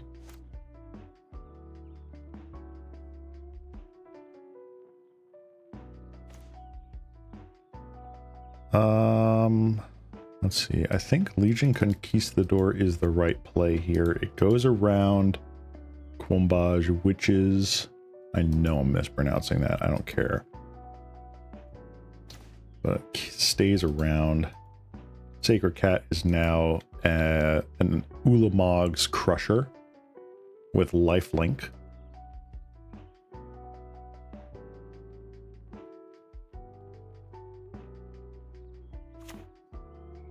Kitty.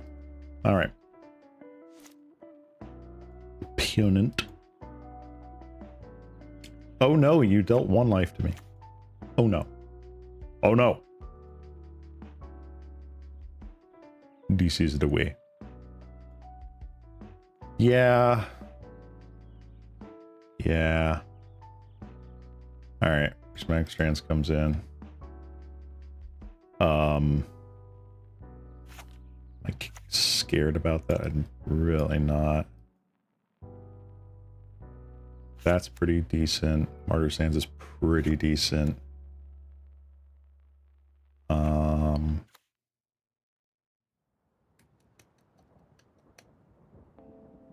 Ooh, what do I shave?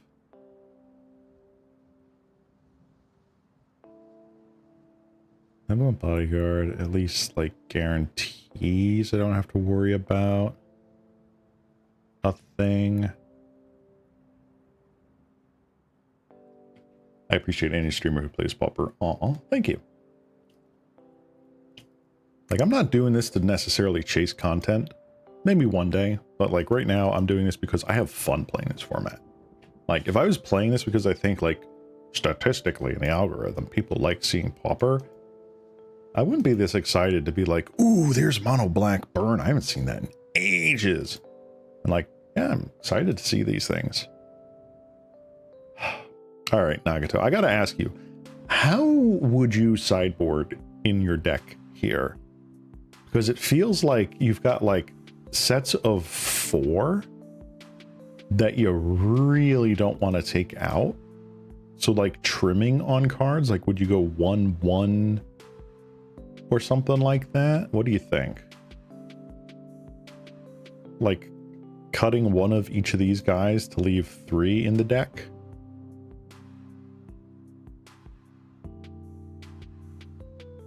So I feel like Martyr Sands is just huge game against the Mono Black Burn. I feel like Benevolent Bodyguard is huge game.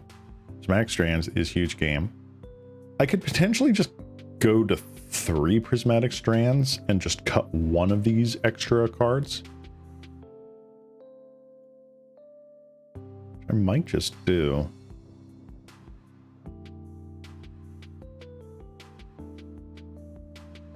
Get rid of the one that dies to Quombage Witches. I think I might just do that. All right. Well, I did not see your reply before submitting the deck, so I'm going to submit the deck. And shave some inspectors. That might have been the call. I am so hesitant to shave card draw. Yep. Squadron Hawk, Heliod's Pilgrim, and a Prismatic Strands. I will keep it! And 1 bodyguard? Really? Bump the night? Yep. Okay.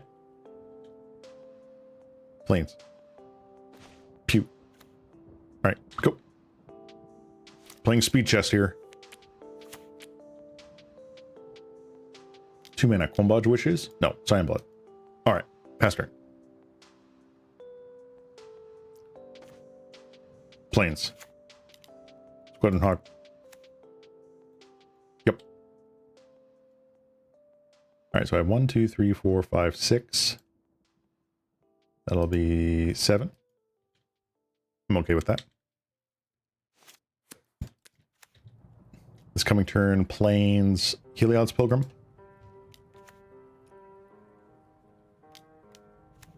Vampire's Kiss, interesting. Okay. Oh, I could have actually gotten 2 discard Prismatic Strands. Yeah. That is a thing I could have done. Devil and Bodyguard's not bad. Alright. Heliod's Pilgrim, yes. Yes. Okay. Get in for 1 flying. Alright, speed chest, go!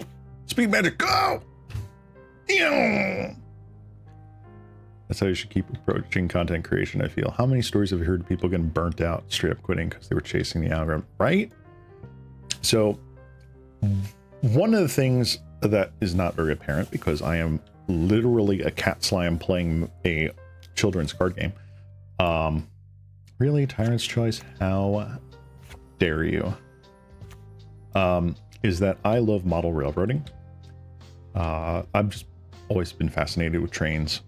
Since I was a young wee cat slime. And yeah, one of my creators that I follow very regularly posted a video recently about how, yeah, pretty much they're like going to struggle with burnout as well. And how they really didn't want to end up that way. So they're taking a step back. And I respect that because I love what they do and I watch them for funsies. So I want to take that same approach. If I'm not having fun playing Magic, like if I get into a funk because it's just like, oh, this metagame sucks or something like that, then I just take a step back, not force it. I'll play like Minecraft for a couple days or something, you know? Like, yeah, it's not going to be the content that you came here for immediately. But wouldn't you rather see me enjoying my time and being okay? Lock? Okay.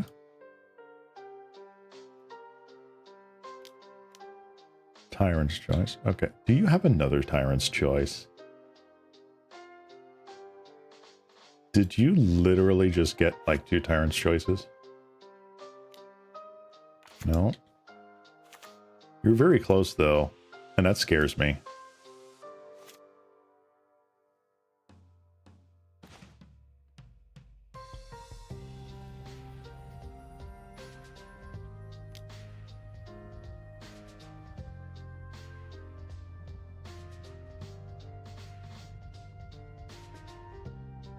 All right, Heliod's Pilgrim.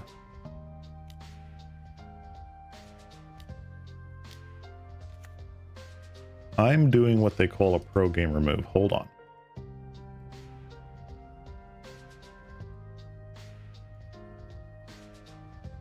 The internet should stay as a hobby and not a job.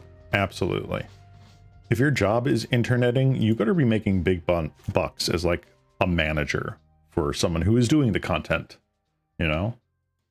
I would love to try to do that, but like, whose like prerequisites are there? Hold on. Beep. What kind of prerequisites are there? You have an instant? Okay.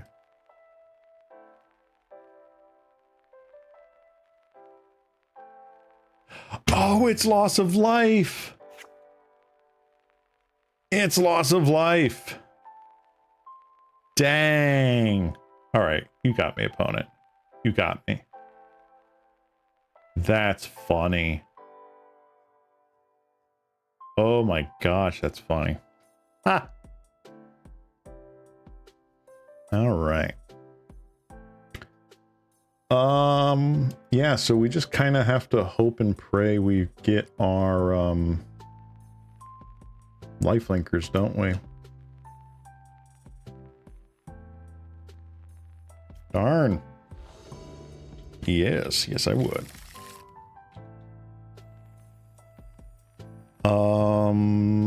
Honestly, not bad. That is not bad.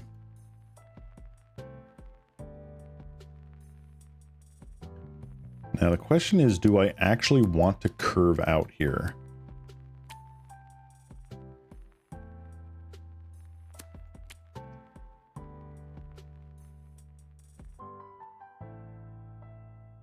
Like, do I go Benevolent Bodyguard into like Hawk and Pilgrim?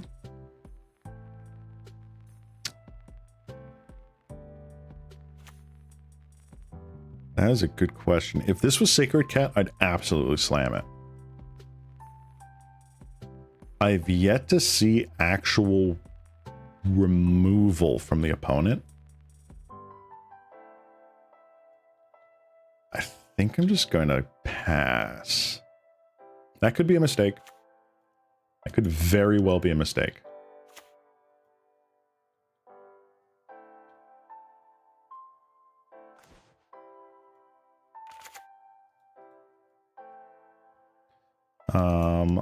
Let's get our Hawks in the air.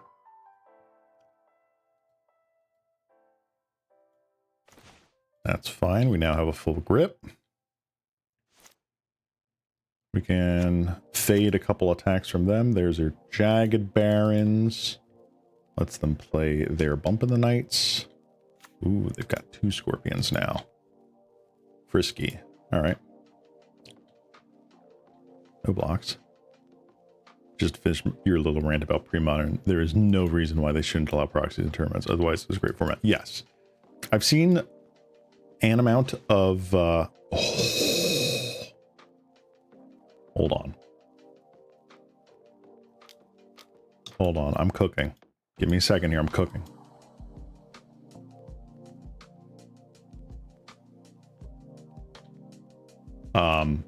I've seen an amount of pre-modern content. Not a lot, but enough to be like, ooh, those are some really interesting decks.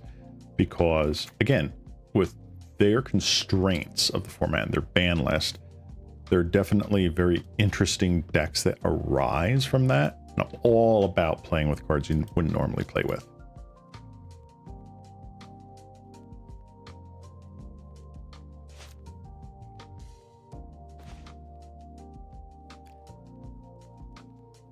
Interesting.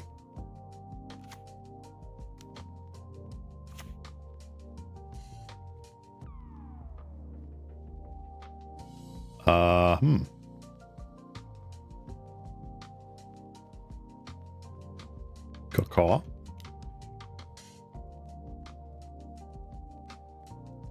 Well, I've got a blocker here that gains me a ton of life. Absolute gas. Yes. Yes, it is. We're playing Initial D soundtrack right now. Alms of the Vein. How dare you?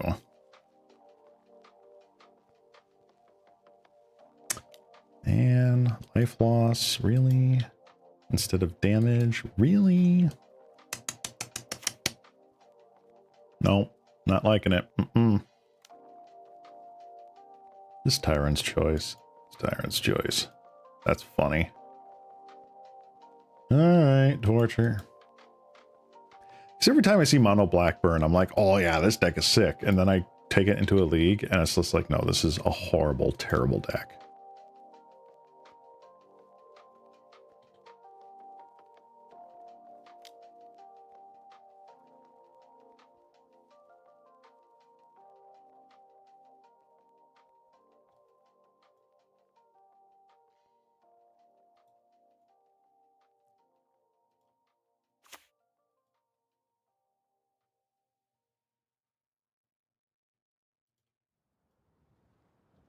All right, I'll take one.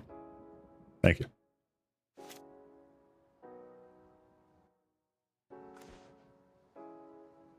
Bruh. You know what I'd really like right now?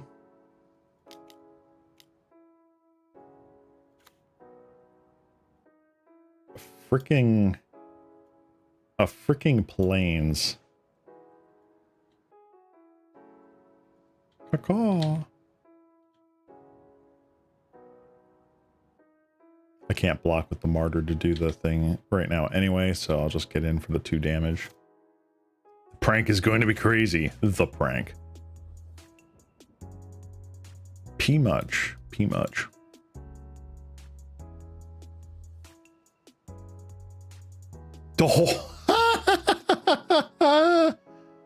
Oh, opponent, you scooped too soon, man. No.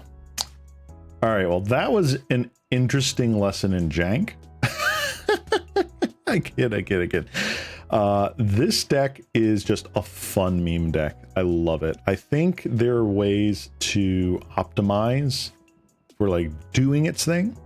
And right now, the big downside of this deck is that all the other get other creature cards are 3 mana each. I even did another search to be like, what other ones are there? And like, there's another white one that's just more 3 mana 2/2.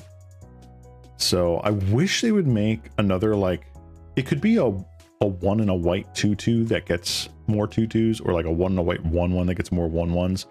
Lowering the curve on this deck feels like the next step. But that's up to Wizards of the Coast to actually print cards that lower the mana curve.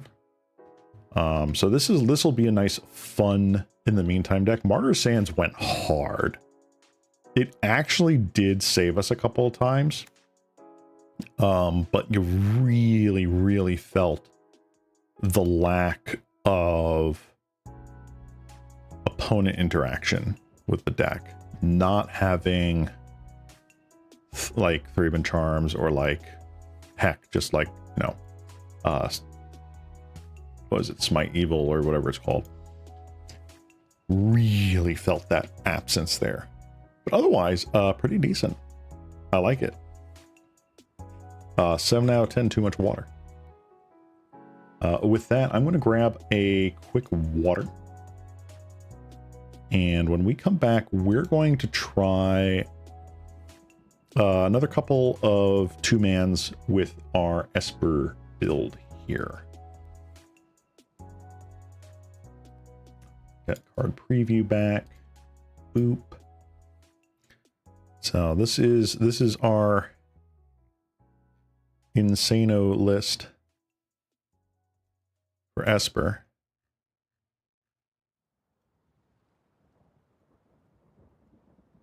And that's kind of what we're going to be at here. So I will be right back. I'm going to grab a quick water, and we'll do a couple more 2-man experiments, trying out this brew of Hare Apparent. So don't go anywhere, guys. I will be right back.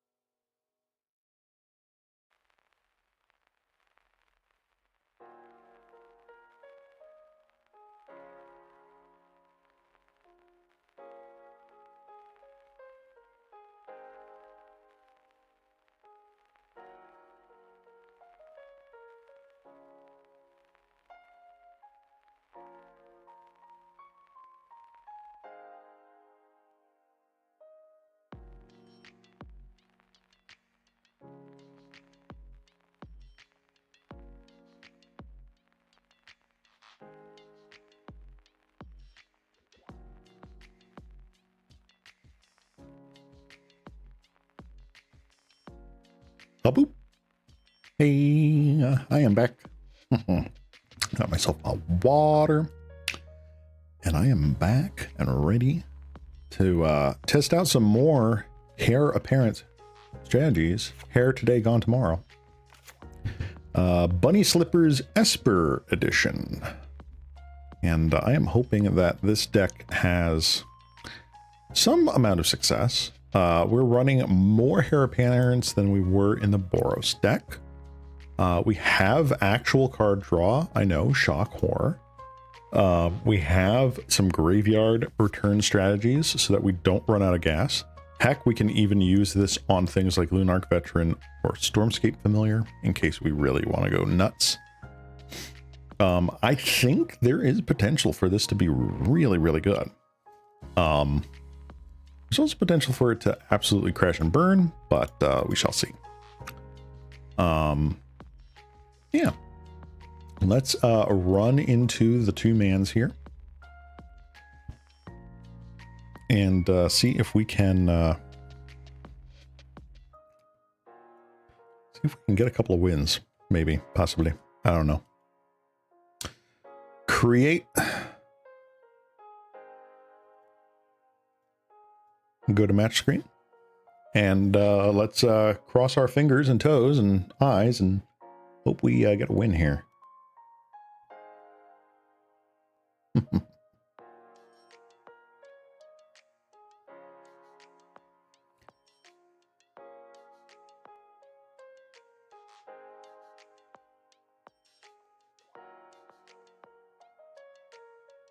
Let's see. Now I get to wrap up point you were making earlier. Legacy has a massive following in webcam servers because they allow proxying. I can see that.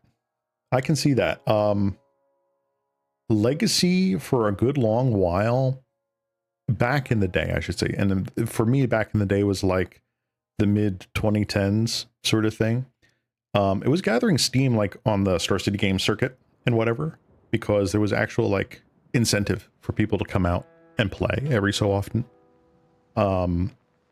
But once that dried up and Wizards literally didn't throw Legacy a bone ever again, I can see where playing informal casual tournaments, even if it's just like chip in, you know, everyone pays like $5 or something, get a prize structure out of it.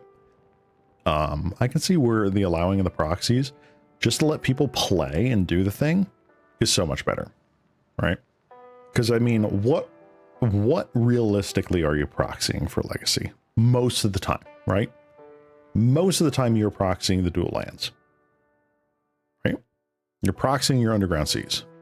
You're proxying your volcanic islands. So why, like, why not? Like, most Legacy players that I know of are not proxying Force of Wills. They have their Force of Wills. But when you're looking at a playset of 500 per piece of cardboard lands, yeah, nah. You're not doing that. So I can see where that is very advantageous. Heck, if you really wanted to get nitpicky, like, oh, actually, you need to have like one copy of the card, and then you can like proxy the rest of the playset or something like that. At that point, like, you know what, just play decks, play Magic, man. Kitchen table Magic, where people are not talking about things or looking at things, is still apparently like the best deck, or excuse me, not the best deck, the best format out there, right? Everyone's playing this. No one's talking about that because they're all just doing their thing at their kitchen table. They don't care to look on the internet, talk about it in the wide open. So all of this, really anything goes, man. Anything goes. You're actually, you're also proxying Wastelands, Lion's Eye Diamonds, Mox Diamonds. Yeah. So like Wastelands, I can see not proxying. $20 a pop nowadays, right? $20 to $30 a pop. Absolutely Lion's Eye Diamonds. Absolutely Mox Diamonds. Heck, I would be okay with you. Really? Burn? Okay. I would be okay with you proxying freaking Lotus Petals, right? Because those are like insano money, and like Chrome Moxes and stuff like that, right? You know, there's your Ancient Tomb. There's your City of Traders. I'm okay with that. Why? Because you're playing your deck and we're trying to have fun. We're not trying to get like major, like thousands of dollars on the line here. Tourneys.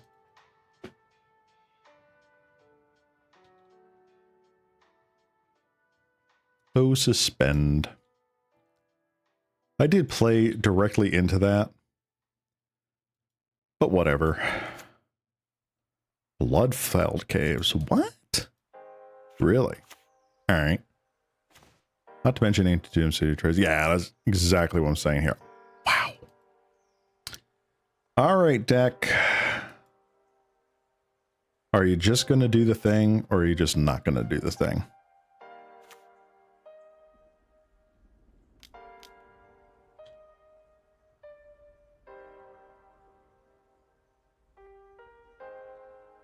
Vampire's Kiss. Drossforge Bridge? Wait, but with Bloodfell Caves? Oh, thank goodness.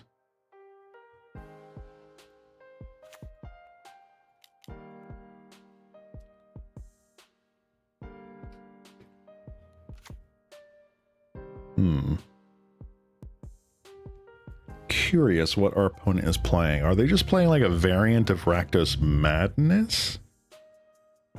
Or are they just playing like Rakdos Burn? 19 lands, bro! I know, right? Wait, how many lands are we playing? Wait, hold on. Boop. 19 lands!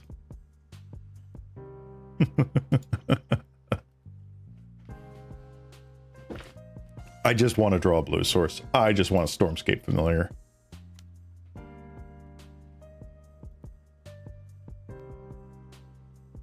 Grab the prize. Discarding Alms of the Veins. Wow, they are playing a brew on Rakdos Madness. I don't think Madness currently plays Riftbolt. Heck, they don't even really play Bloodfell Caves. That's really crazy. I respect it though. Just going for the jugular here.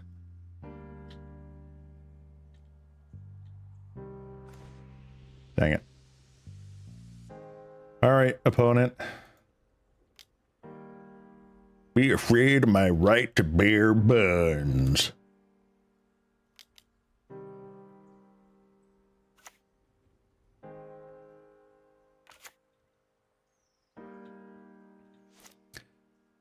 Do you know what a parabola is? Because you're about to learn what a parabola is. Kitchen Imp. Okay, so they are playing Kitchen Imps. Fascinating. I'm trying to think what they would have cut to add in Rift Bolts. Rift Bolt 2 is just like, why would you play Rift Bolt and not like Chain Lightning? Because if you top deck Rift Bolt, it's super expensive to cast, right? I don't know. I don't know. Got a Kitchen Imp there.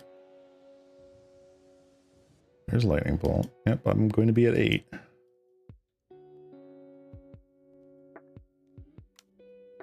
Yeah. I am not liking this. Turn 5 and only 2 lands. Ugh. Ugh. Really? What are my blue sources here? I'm running 1, 2, 3, 4, 5, 6, 7, 8. I'm running 8 blue sources. Right? And like, let's not kid ourselves. We're probably not hard casting a double blue spell here, but 8 blue sources? Should have at least hit 1 by now, I feel like. All right.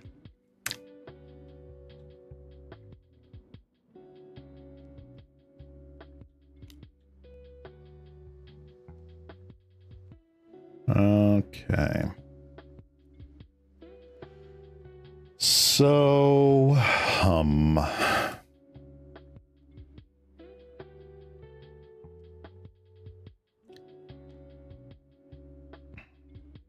Really hoping it would be like an island or something, because then I could play Stormscape Familiar here. And then Thraben Charm is just one. Guessing for the same reason why some Rectus builds still run Highway Robbery, being able to store a card for later use. I guess. Do I Thraben Charm or Kitchen Imp? They have 4 cards in hand. They have 1 Madness outlet. 1, 2 gets me to 6. They can go Bolt, Burn. Yeah. I think I'm just going to Thraben Charm this dude.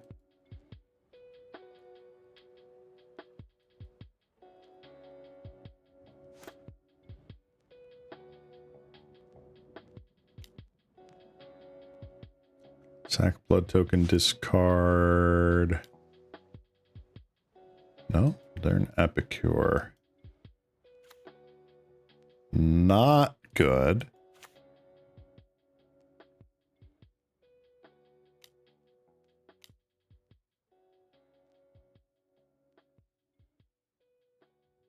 Fiery Temper. Aight.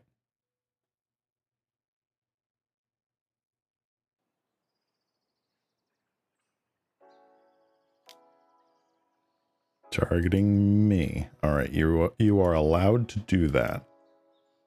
Do you play an untapped land? It's kind of funny to think if this was that desert. Actually be kind of crazy.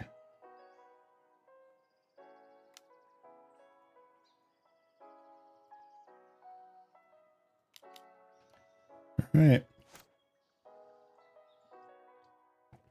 They did not have the follow-up land plus bolt. Okay.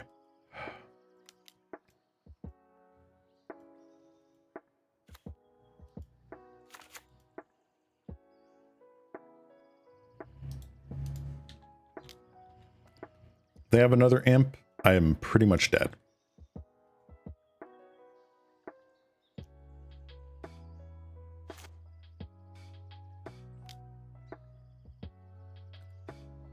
Faithless Looting. Yep, can't do anything about that.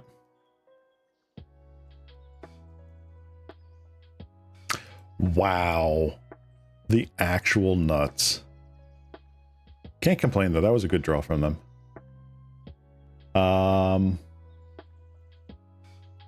Hydroblast. Definitely come in. Definitely. I'm going to shave. Keep watch.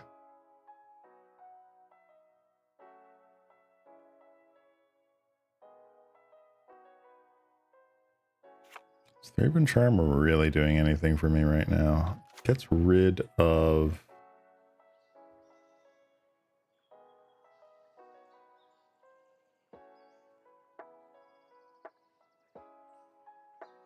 Do that.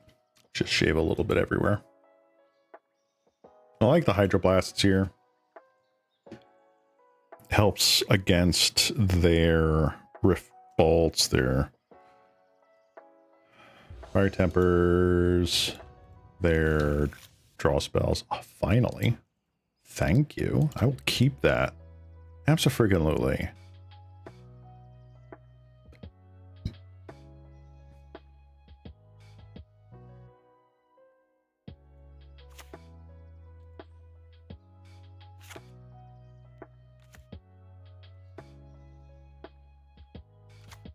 This is a hand that I like to see. This is really nice. Well, darn Epicure. Yes, you may. There's a reason why I'm picking up the Madness deck back for my sort of normal stream times on Mondays. Because that's really good. Ooh. Well. I'm going to save that. I think what I want to do is Lorien Revealed. Right. Yeah, theoretically I could have played that. But no, I want more white mana. I want to thin my deck.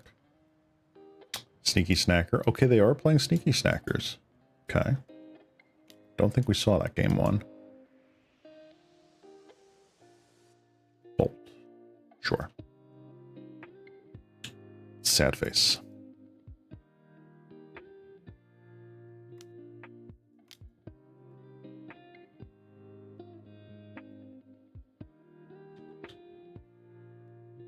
All right, we got our island.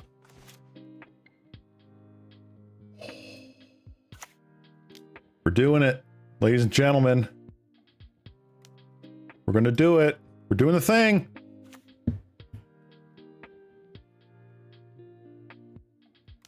Heir apparent. You know what's a card that's been living rent-free in my head for quite a while? Wood Lurker Mimic. Why does that sound familiar? Wood Lurker Mimic. Is that from Eventide? It is. When you play a spell that's both black and green, it becomes a 4/5 with Wither. Bruh.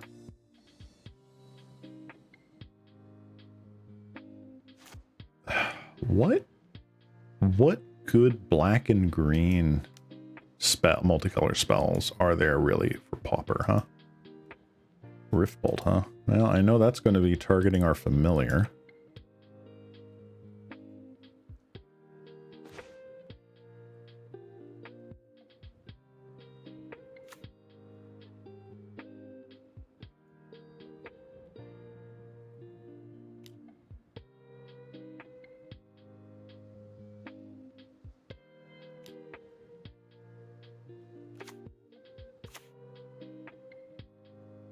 Okie dokie, artichoke.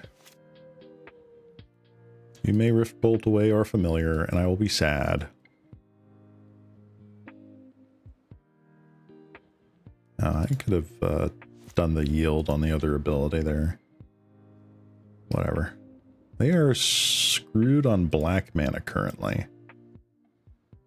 Another lightning bolt. Okay.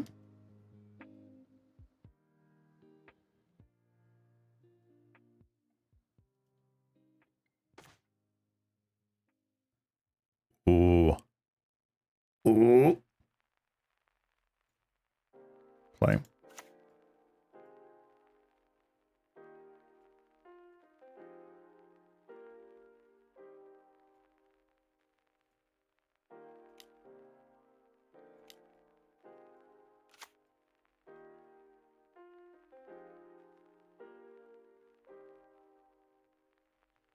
I'm going to just hold back here for a moment. Woodlurker Mimic is honestly an excuse for me. Putrid Leech. Oh my god. Wait, really? Okay, fine, opponent. Thank you.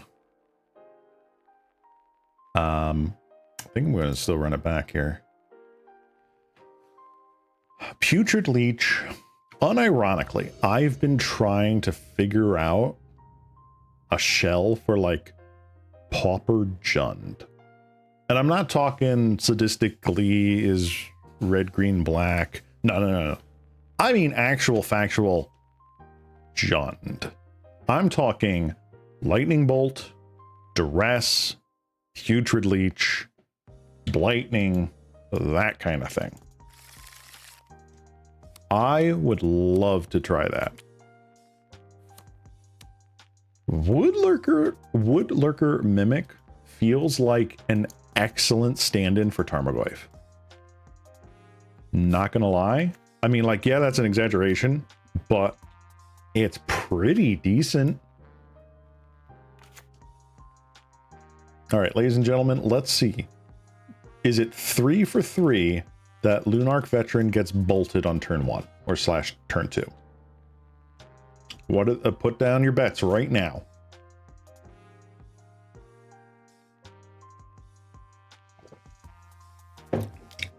Drag Mangler. Oh my gosh, that's right. That got downshifted, didn't it? Slitherhead is also really good. Just that sort of attrition-y make your things bigger. Stuff with a scavenge. Sure and sure.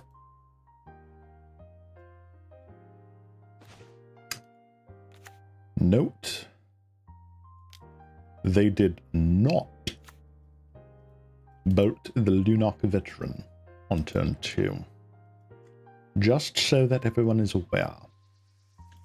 They did not do that.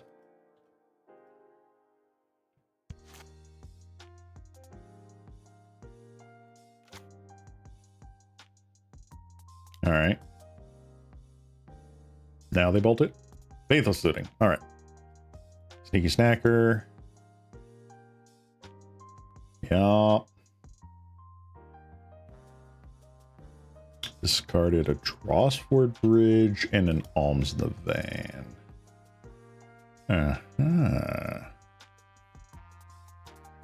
Hi. Putrid Leech is such a neat card. It is.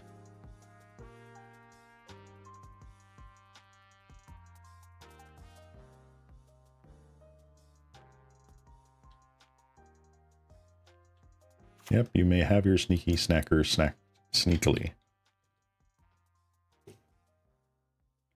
It's incredible to think how far 2-drops have come since Putrid Leech 2. Like, you thought, oh my god, Putrid Leech is so pushed. Paying 2 life to get in 4 damage. But, like, it feels like it's almost not even a thing now. Right?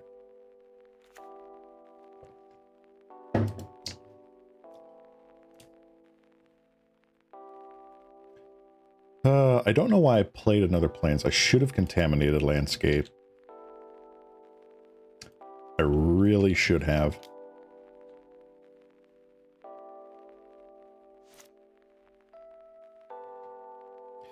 Because next turn I'm probably going to draw Keep Watch. If you want, we can attempt to brainstorm some Boomer Rock type Shelf or Woodlurker Mimic. Oh my gosh. I would, but probably not tonight. One, it's getting very late for my usual viewers over in the EU. Two, it's actually getting kind of late for me.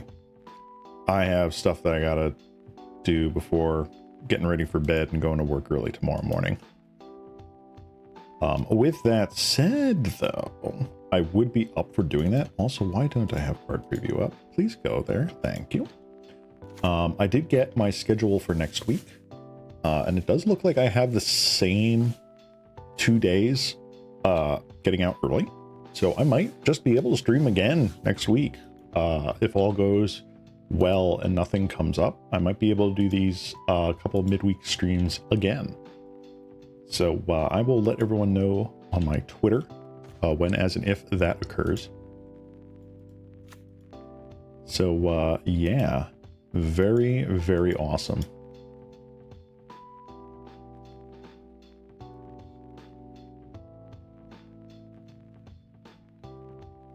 Why are they gaining more life than me? Stop that.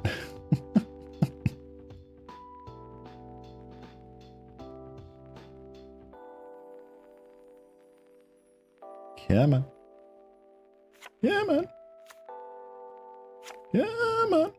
Let me attack with the bun. I definitely want to brew that deck, though. If not the rock, then definitely that Jund thing. I might do that on Monday's stream. I gotta write myself a note for that. And if I don't... Oh no, I forgot to play the bun. Dang it. Darn it.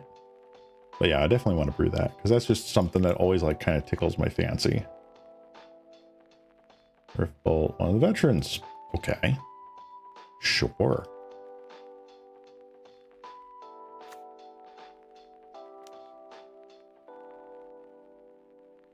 Another Rift Bolt. Blood token, Fiery Temper.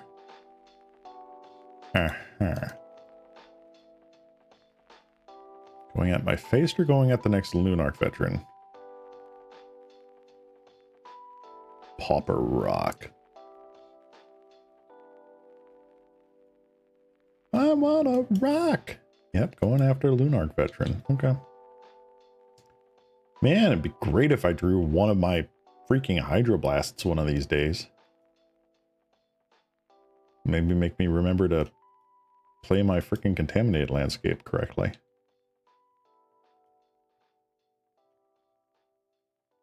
So I'm at 10 life. That's annoying.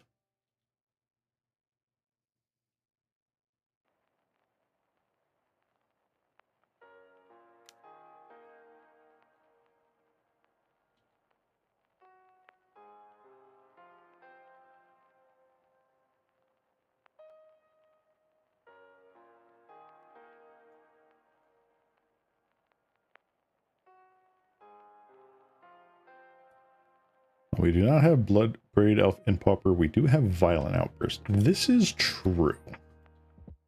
Which I don't know if that necessarily helps us. But it certainly doesn't hurt us. Let's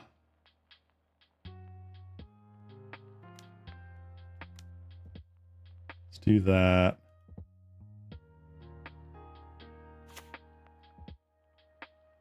Do that. Get some more buns. Attack for 2. Next turn I get to play another Lunarch Veteran.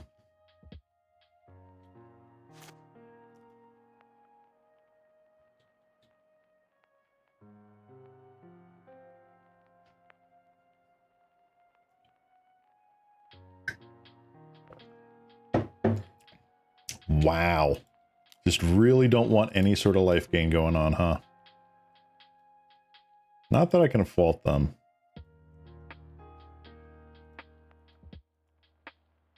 Three cards in hand to our 3 cards in hand. They have much better quality cards.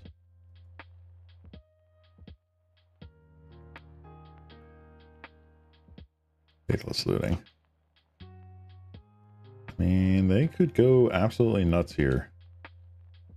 They could, like, discard 2 imps, and I'd be crying. They didn't. They land flooded like us? What?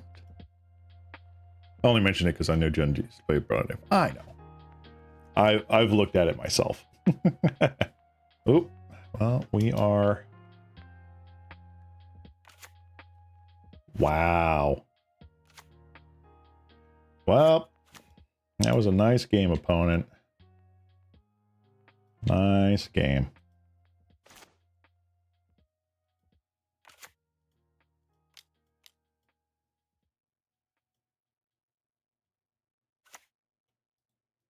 Yup.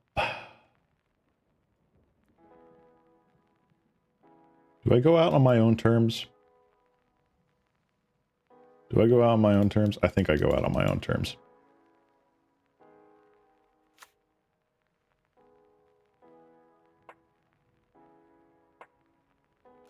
There we go. Good. All right. That sucked. All right. Let's do one more round. We shall do one more. Stand-ins for Tarmogoyf and Pauper could be Werebear and Nimble Mongoose. Oh my god, we could do like Canadian Thresher. Bruh.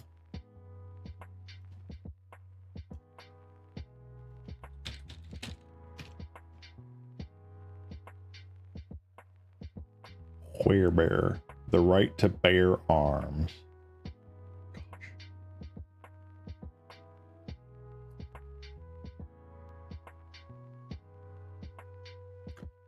4/4 for 2 mana, man. Get bigger, the more cards you have in grave. That's gotta count for something. It does. Let me see here. Do we have any halfway decent Delirium cards in Pauper?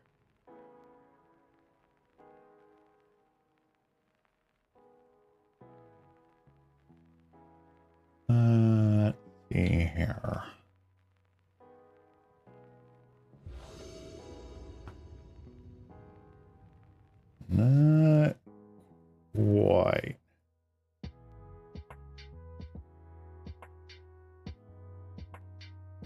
Unholy Heat's nice.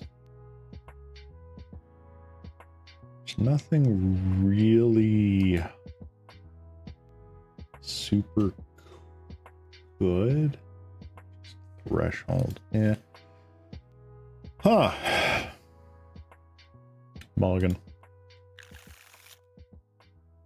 Huh.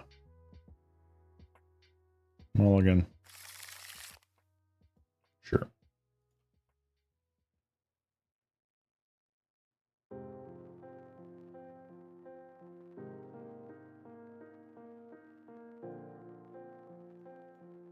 You know, this 5-card hand actually isn't terrible.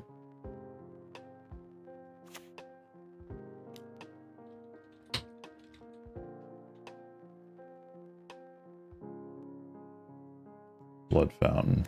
Oh no. Oh no, oh no, oh no. Why? Why would you do this, opponent? Why? Nice. Never did not have it. Werebearer is 2 mana 4/4. Nimble Mongoose is a 1 mana 3/3 with Shroud. This feel pretty Goyf-esque if you ask me. That is true. And we do have things like Faithless Looting that can just fuel into that threshold. Vampire's Kiss. Wow. Another one. Is this the same guy? It's the same player.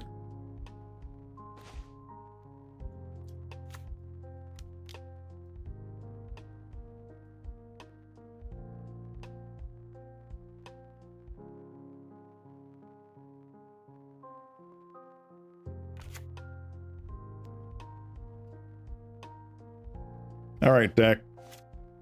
Give me a land. Preferably a white source. Nihil Spellbomb. Main deck. Why do I feel like this is Grixis Affinity that just hasn't hit its other colors yet? Play stuff like Mulch and Winding Way to fill the bin. Actually, Winding Way is not terrible. Duress. All right, opponent. What are you taking? I'd probably take like the Thraben Charm or the Keep Watch.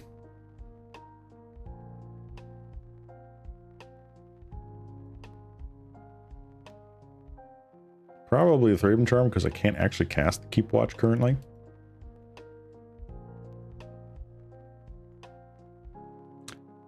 Swamp Vault though. Does Grixis Affinity play that? But also, why are you playing Duress, right? Is this just mono black control? Is this like Jund Gardens? Am I missing something? And you get to play Terminate. Oh my god, yes, Terminate. Oh my god, that's so good. Oh, they took Echoing Return. Fascinating.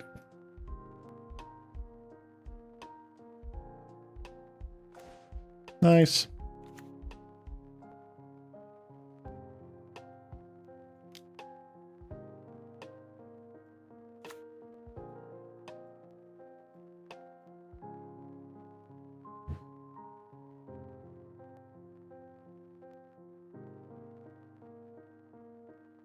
All right, you know both cards in my hand.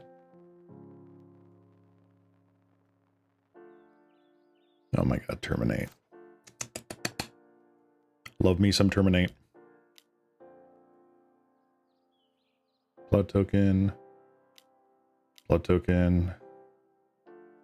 So many swamps. I feel sorry for you, opponent. You're definitely on like the mono black Shambling Ghast. Okay, so you're Golgari Gardens then. You're definitely Golgari Gardens. I didn't realize they played Vampire's Kiss though. Some sort of aristocrats build here.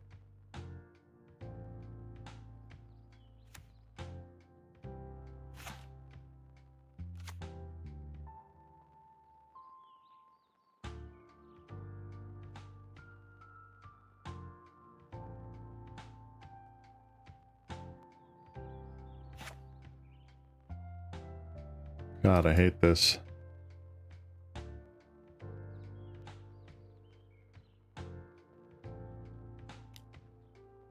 Ugh, this sucks.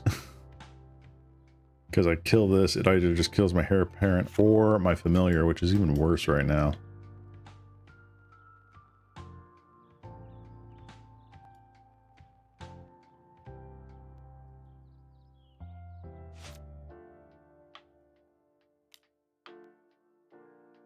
Another shambling ghast.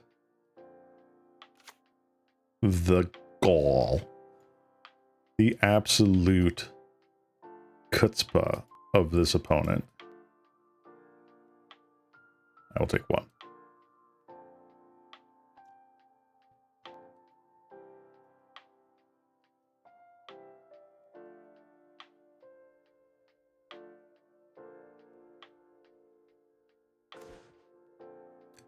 Nice.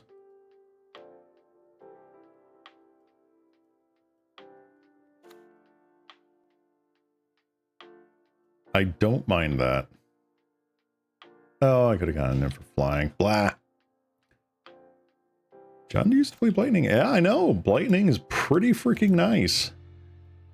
Ichor Wellspring, yes.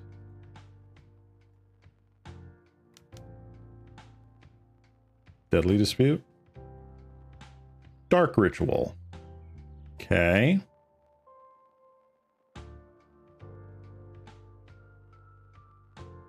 Fanatical Offering.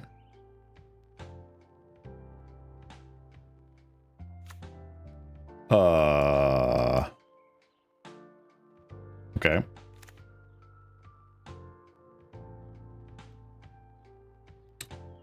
Growler.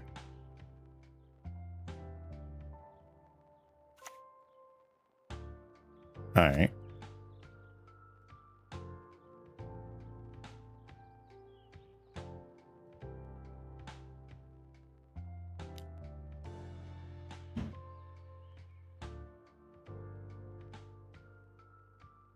I think I'm just going to cycle this right now. Draw 2.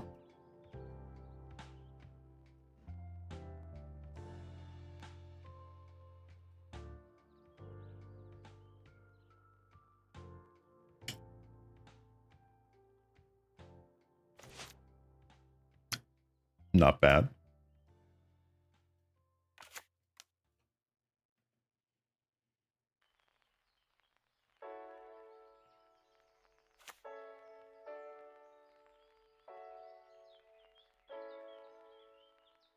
Can it? Thank you.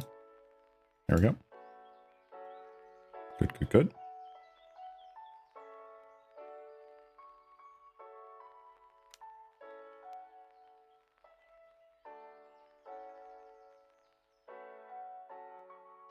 Hi. Right, I like our position a bit better. Now I'm kind of excited for a Pauper Jungle list. I know! You start thinking about it, and I'm like, wow, there's actually a lot of commons that were sort of Jund staples, even across, like, various time periods.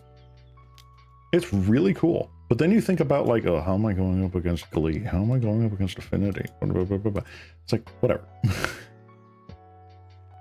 I don't care. Swamp. All right. You failed. You failed to swamp. Another one.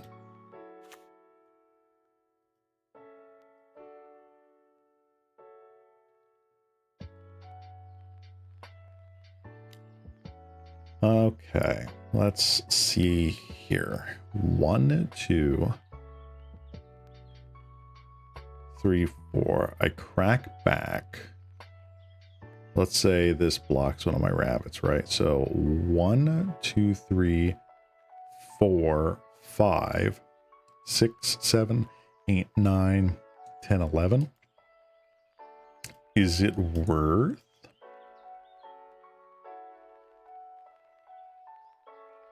I think it's worth.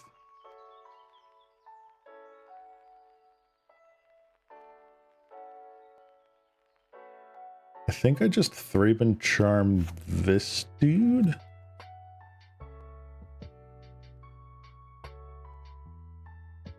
Like, depending on what their follow-up play is.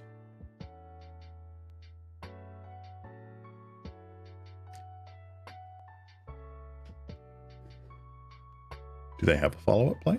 they don't.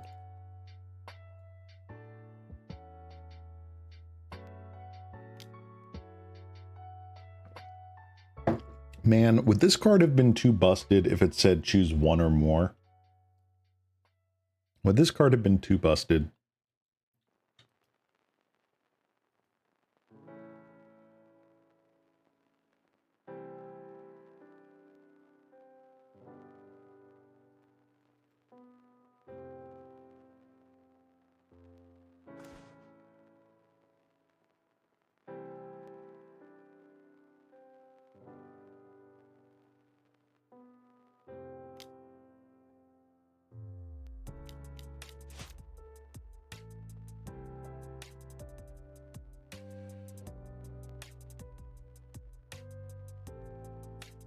All right, you're at 4.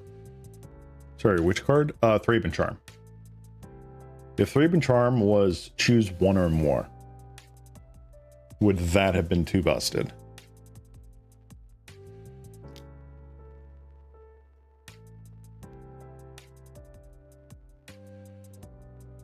Cracked? All right, probably. Okay, opponent. Max Strands, you get in here.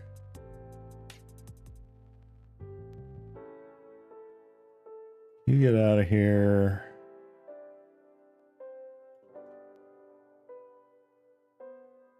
I got one Hare.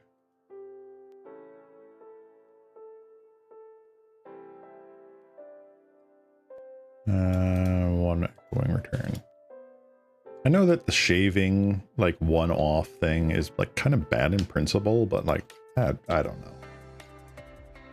I don't remember where I heard that from. One of the pros way back when was like, oh, yeah, you shouldn't do that.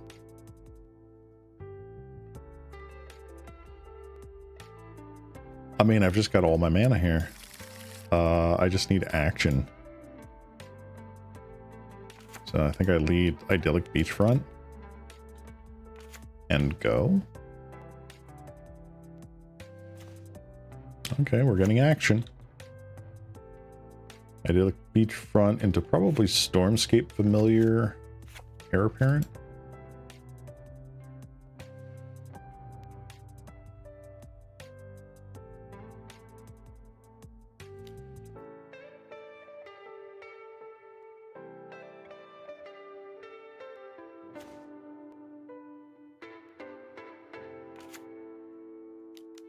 Yeah, because next turn I can go like Plains, Heir Apparent, keep up Prismatic Strands as long as Familiar doesn't die.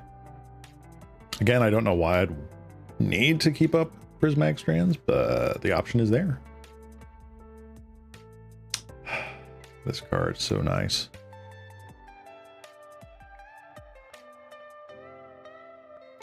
Yeah, I'm not blocking.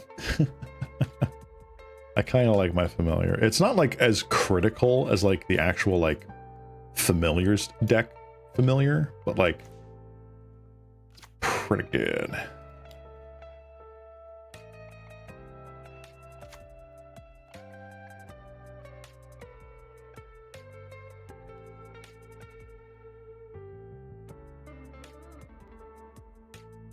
Let's get in there. I'm kind of liking this build though, right? Maybe I gotta tweak adding like one more blue source or something like that into the deck, but I'm kind of liking it.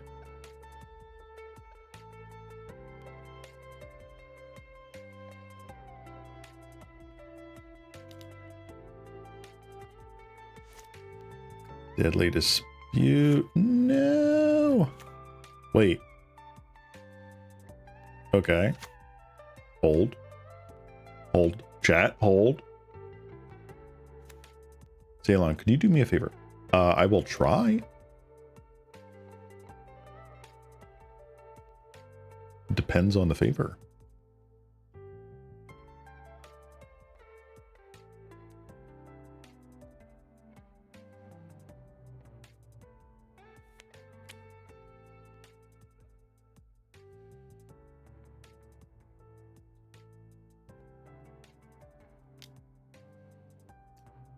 We will island cycle here.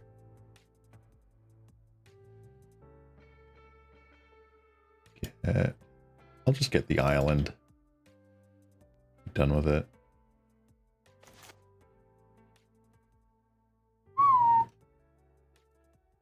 Alrighty, that's pretty awesome, if I do say so myself. Could you add a new deck slot and add all the cards we discussed for the Jund deck so we don't forget the ideas? I can absolutely do that. I still have the chat pulled up here for me, so I see our chat log. So as soon as we're done with this this match here, before I end stream, I will open that up, just throw one copy of each of the ones that we talked about in there. So that way I can potentially brew this over the weekend / when we get to it again on Monday. All right, let's throw down a Hare apparent. Let's crack in.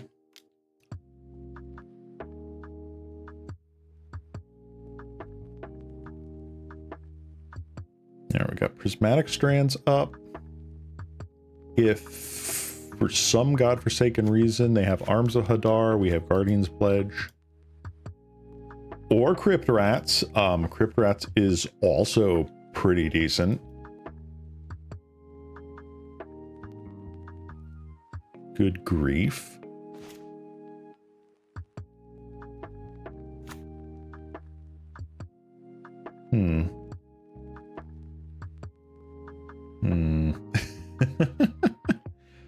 Okay.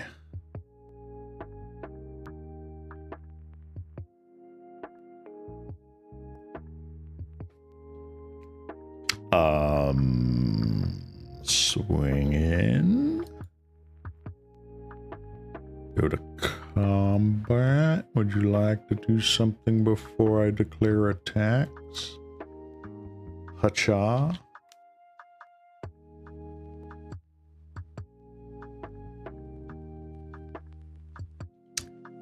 No blocks.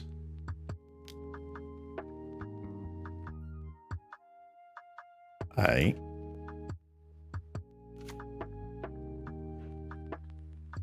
All right, opponent.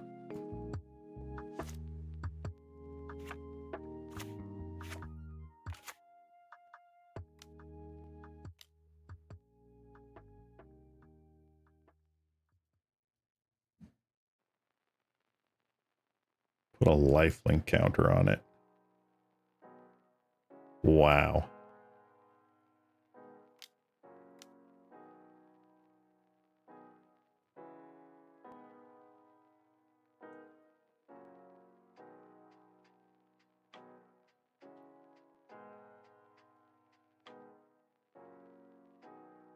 Oy.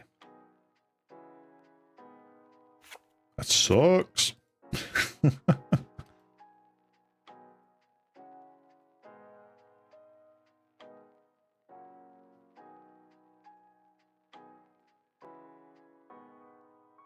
Please attack for 2. That'd be funny.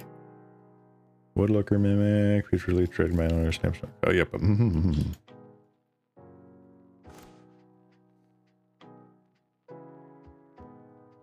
I don't think.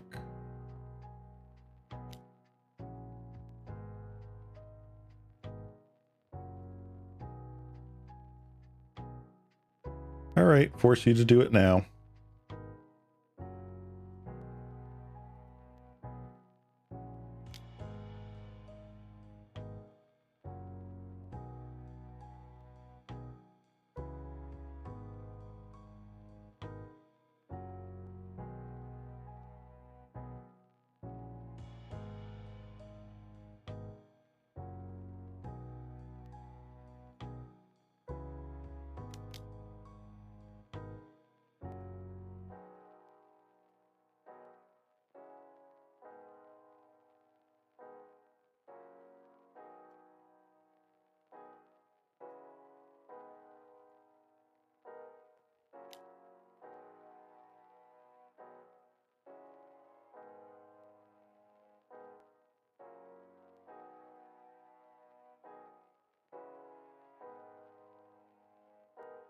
Okay.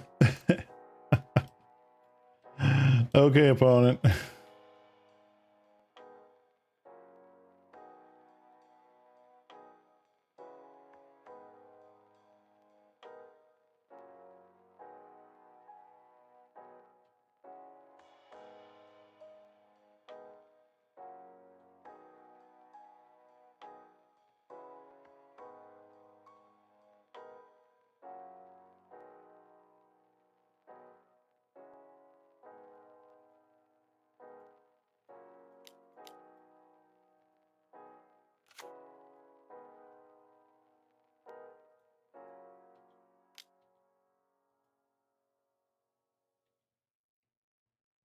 Wabam.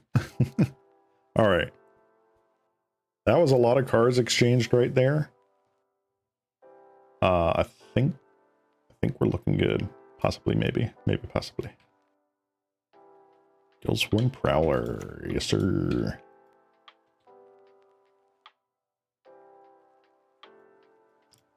Okay. They do know that my card in hand is land.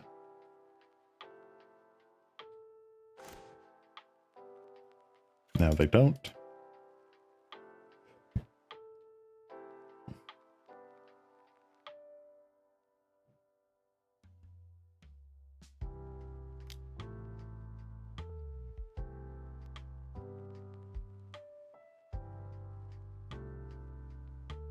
We have so many live draws right now.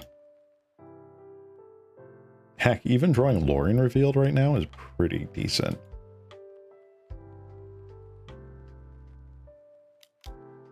One's got a full grip though. One's got a especially full grip.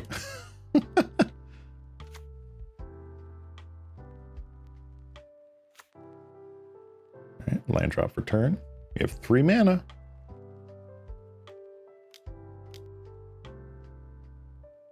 You gonna play another Crypt Rats? Vampire's Kiss. Okay. Not terrible. Heir Apparent. Lovely.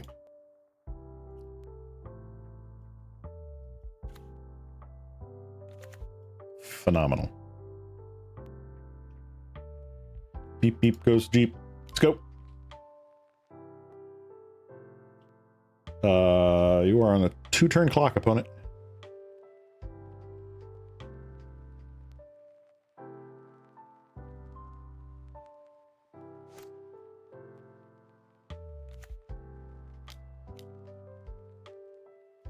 Icar Wellspring. Icar, I barely know her. Sorry, that was terrible.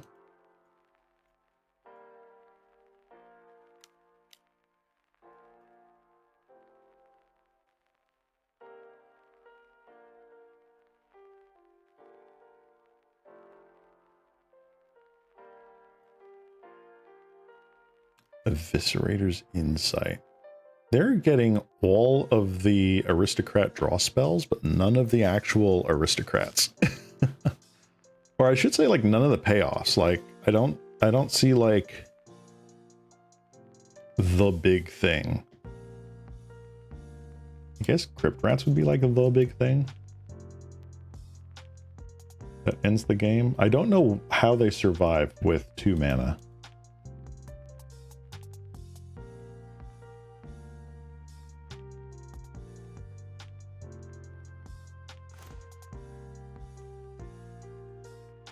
I think the answer is they just don't. Unless they're literally playing darkness. Nope. We win. Yay! Aha! Alright, so that was Esper Hare Apparent. That was pretty fun. I'm looking forward to jamming some more playtests with this deck. Yeah, that's pretty cool. I think... Hold on. Let me just double check my math here. So 1, 2, 3, 4, 5, 6, 7, 8.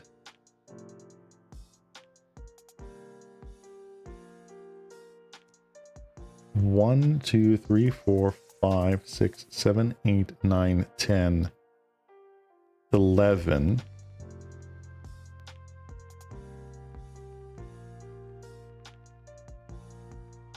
No, the math is mathing.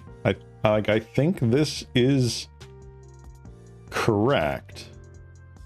I think we've just gotten very unlucky with stuff. Nagato. So which version of the deck do you like more, Boros or Esper? Ooh, I'm liking the Esper. We're able to do a little bit more sort of like the go wide strategy bit than we were in the Boros. It is kind of tough to judge a bit early right now because we don't have like spot removal other than the Thraben Charms main. I'm kind of liking where this is vibing so far.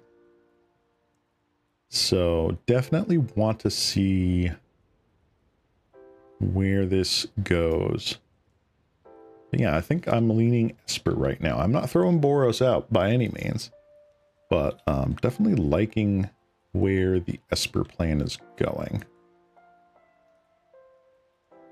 All right, before we forget, I'm doing as chat suggests and making a pile here for Jund. Shame there's not like a Jund deck box, huh?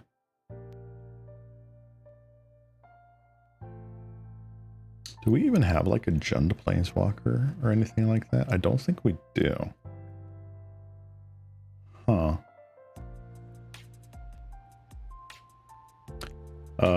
Gruel. All right, so we are looking at Woodlooker, Mimic, Larker. Ooh.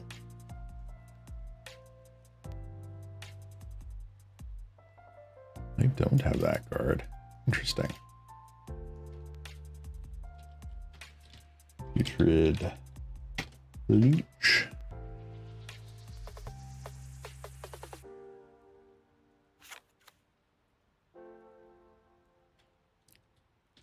Dreg Mangler. I always thought it was like Dread Mangler, but no, it is Dreg Mangler. Do I not have this?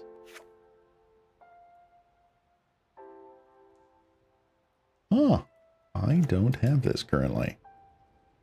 Fascinating. What one do I like better? Nah, classic art. Shambling Shell.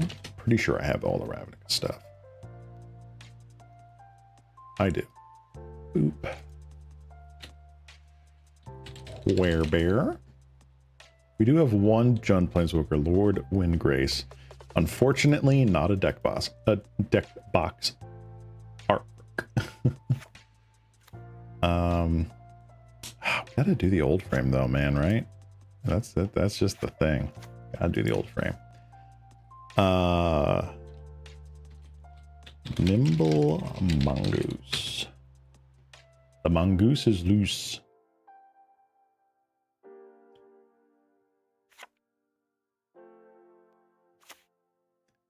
As much as that's fun, I'm definitely taking the newer artwork. I like this newer artwork so much better. All right. Mulch. I don't think mulch gets there, but I'm going to put it in here anyways. Ooh, wall mulch. Nice. Okay, we got one of those from Shadow, or from Innistrad. Crimson Vow. Binding Way.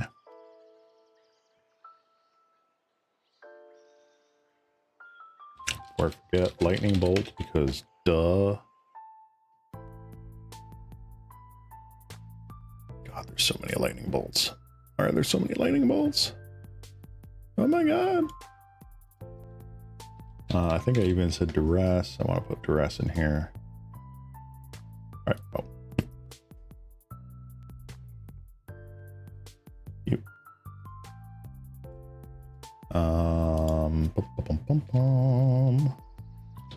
Terminate.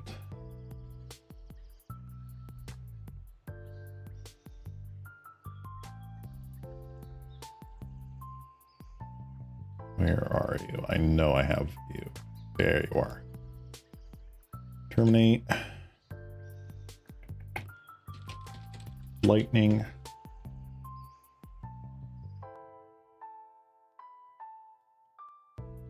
Look at this card.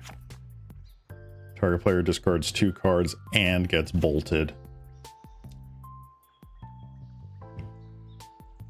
Rhizochrome Lurker. Because it's funny. Sure. Let's see. Rhizome Lurker. Am I spelling that right? What are you? You are 2/2 for 4 with Undergrowth. There's with +1/+1 equals the number of creature cards in your graveyard. Oh, actually, that is... Well, right now we're not necessarily looking at that, but like Slitherhead, I think we talked about. I'm pretty sure I have you there. Yeah, I do. I don't know why it's not showing up as 4-ofs. But I definitely have you. Yep, here we go. What was one of the other ones we talked about?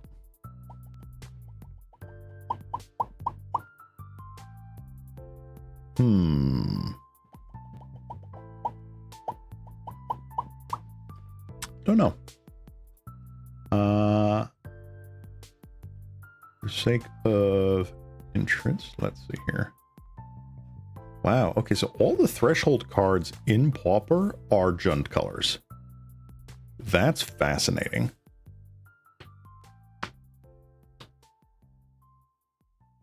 Werebear, Mongoose.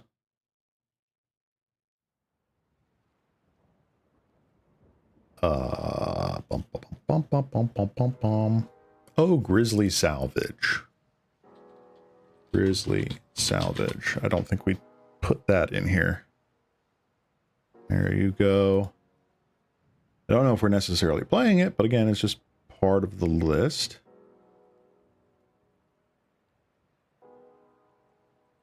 Ooh, here's an interesting card. Cabal Initiate. Modern Horizons 2. Discard a card. Cabal Initiate gains lifelink until end of turn. Threshold, it becomes a 3/3. That's not bad. Yeah, Grizzly Salvage.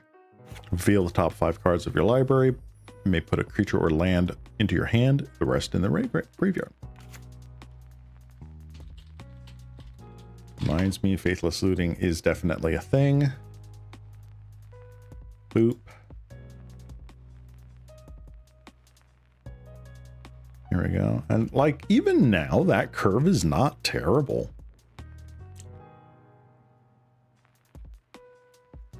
I feel like there's probably more that we could find.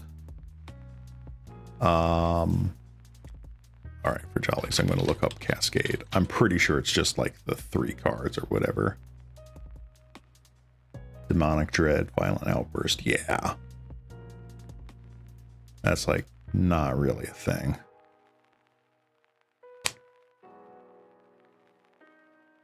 Actually, for jollies, let me look at my Architect list for Jund.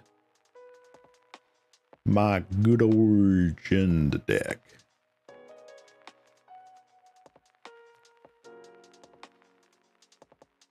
Bum, bum, bum, bum, bum, bum, bum, bum, bum. Malevolent Rumble. Oh, actually, Malevolent Rumble is like really freaking cool. This is getting me in the feels. I know.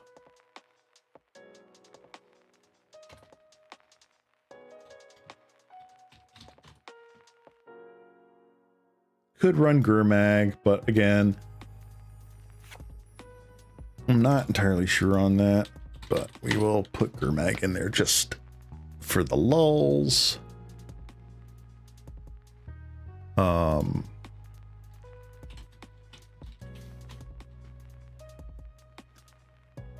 Unexpected Fangs sounds cool.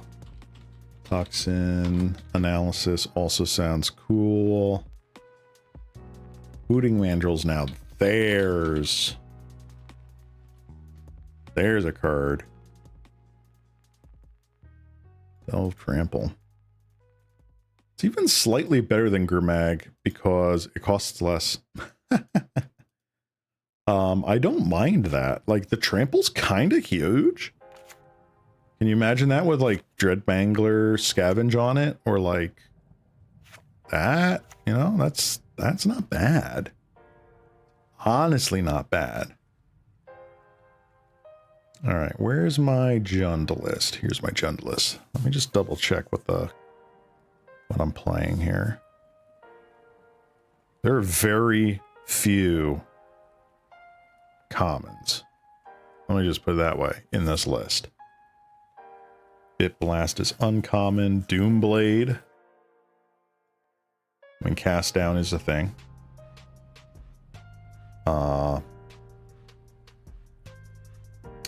Ooh, there's a good one.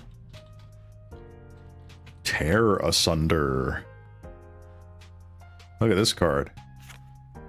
1 and a green for an instant, exile target artifact and enchantment. Already really good. Exiles the thing. If it was kicked, which is just 1 and a black more, exile target non-land permanent. Creature. Anything. Pretty decent. Oh wait, no, that's an uncommon. No, I thought it was common. Oh, that's awful. Rancor. We were doing more of the Delirium thing, maybe. We're not really doing Delirium. I don't think Rancor is the way to go. There are things like Elves of Deep Shadow, Night's Whisper, Rampant Growth. Darn, I thought Tear Asunder was a common. Dang it. That's rough. What else do we have here? Ancient Grudge.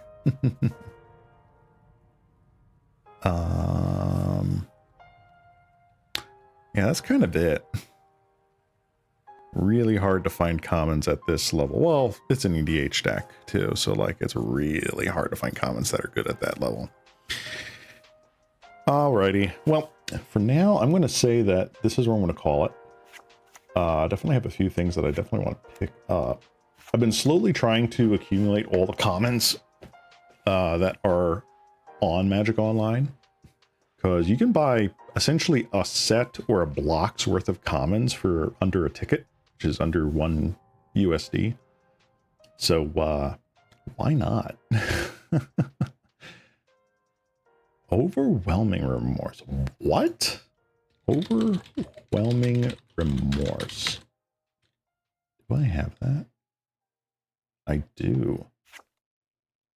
For each creature card in your graveyard, exile target creature or planeswalker.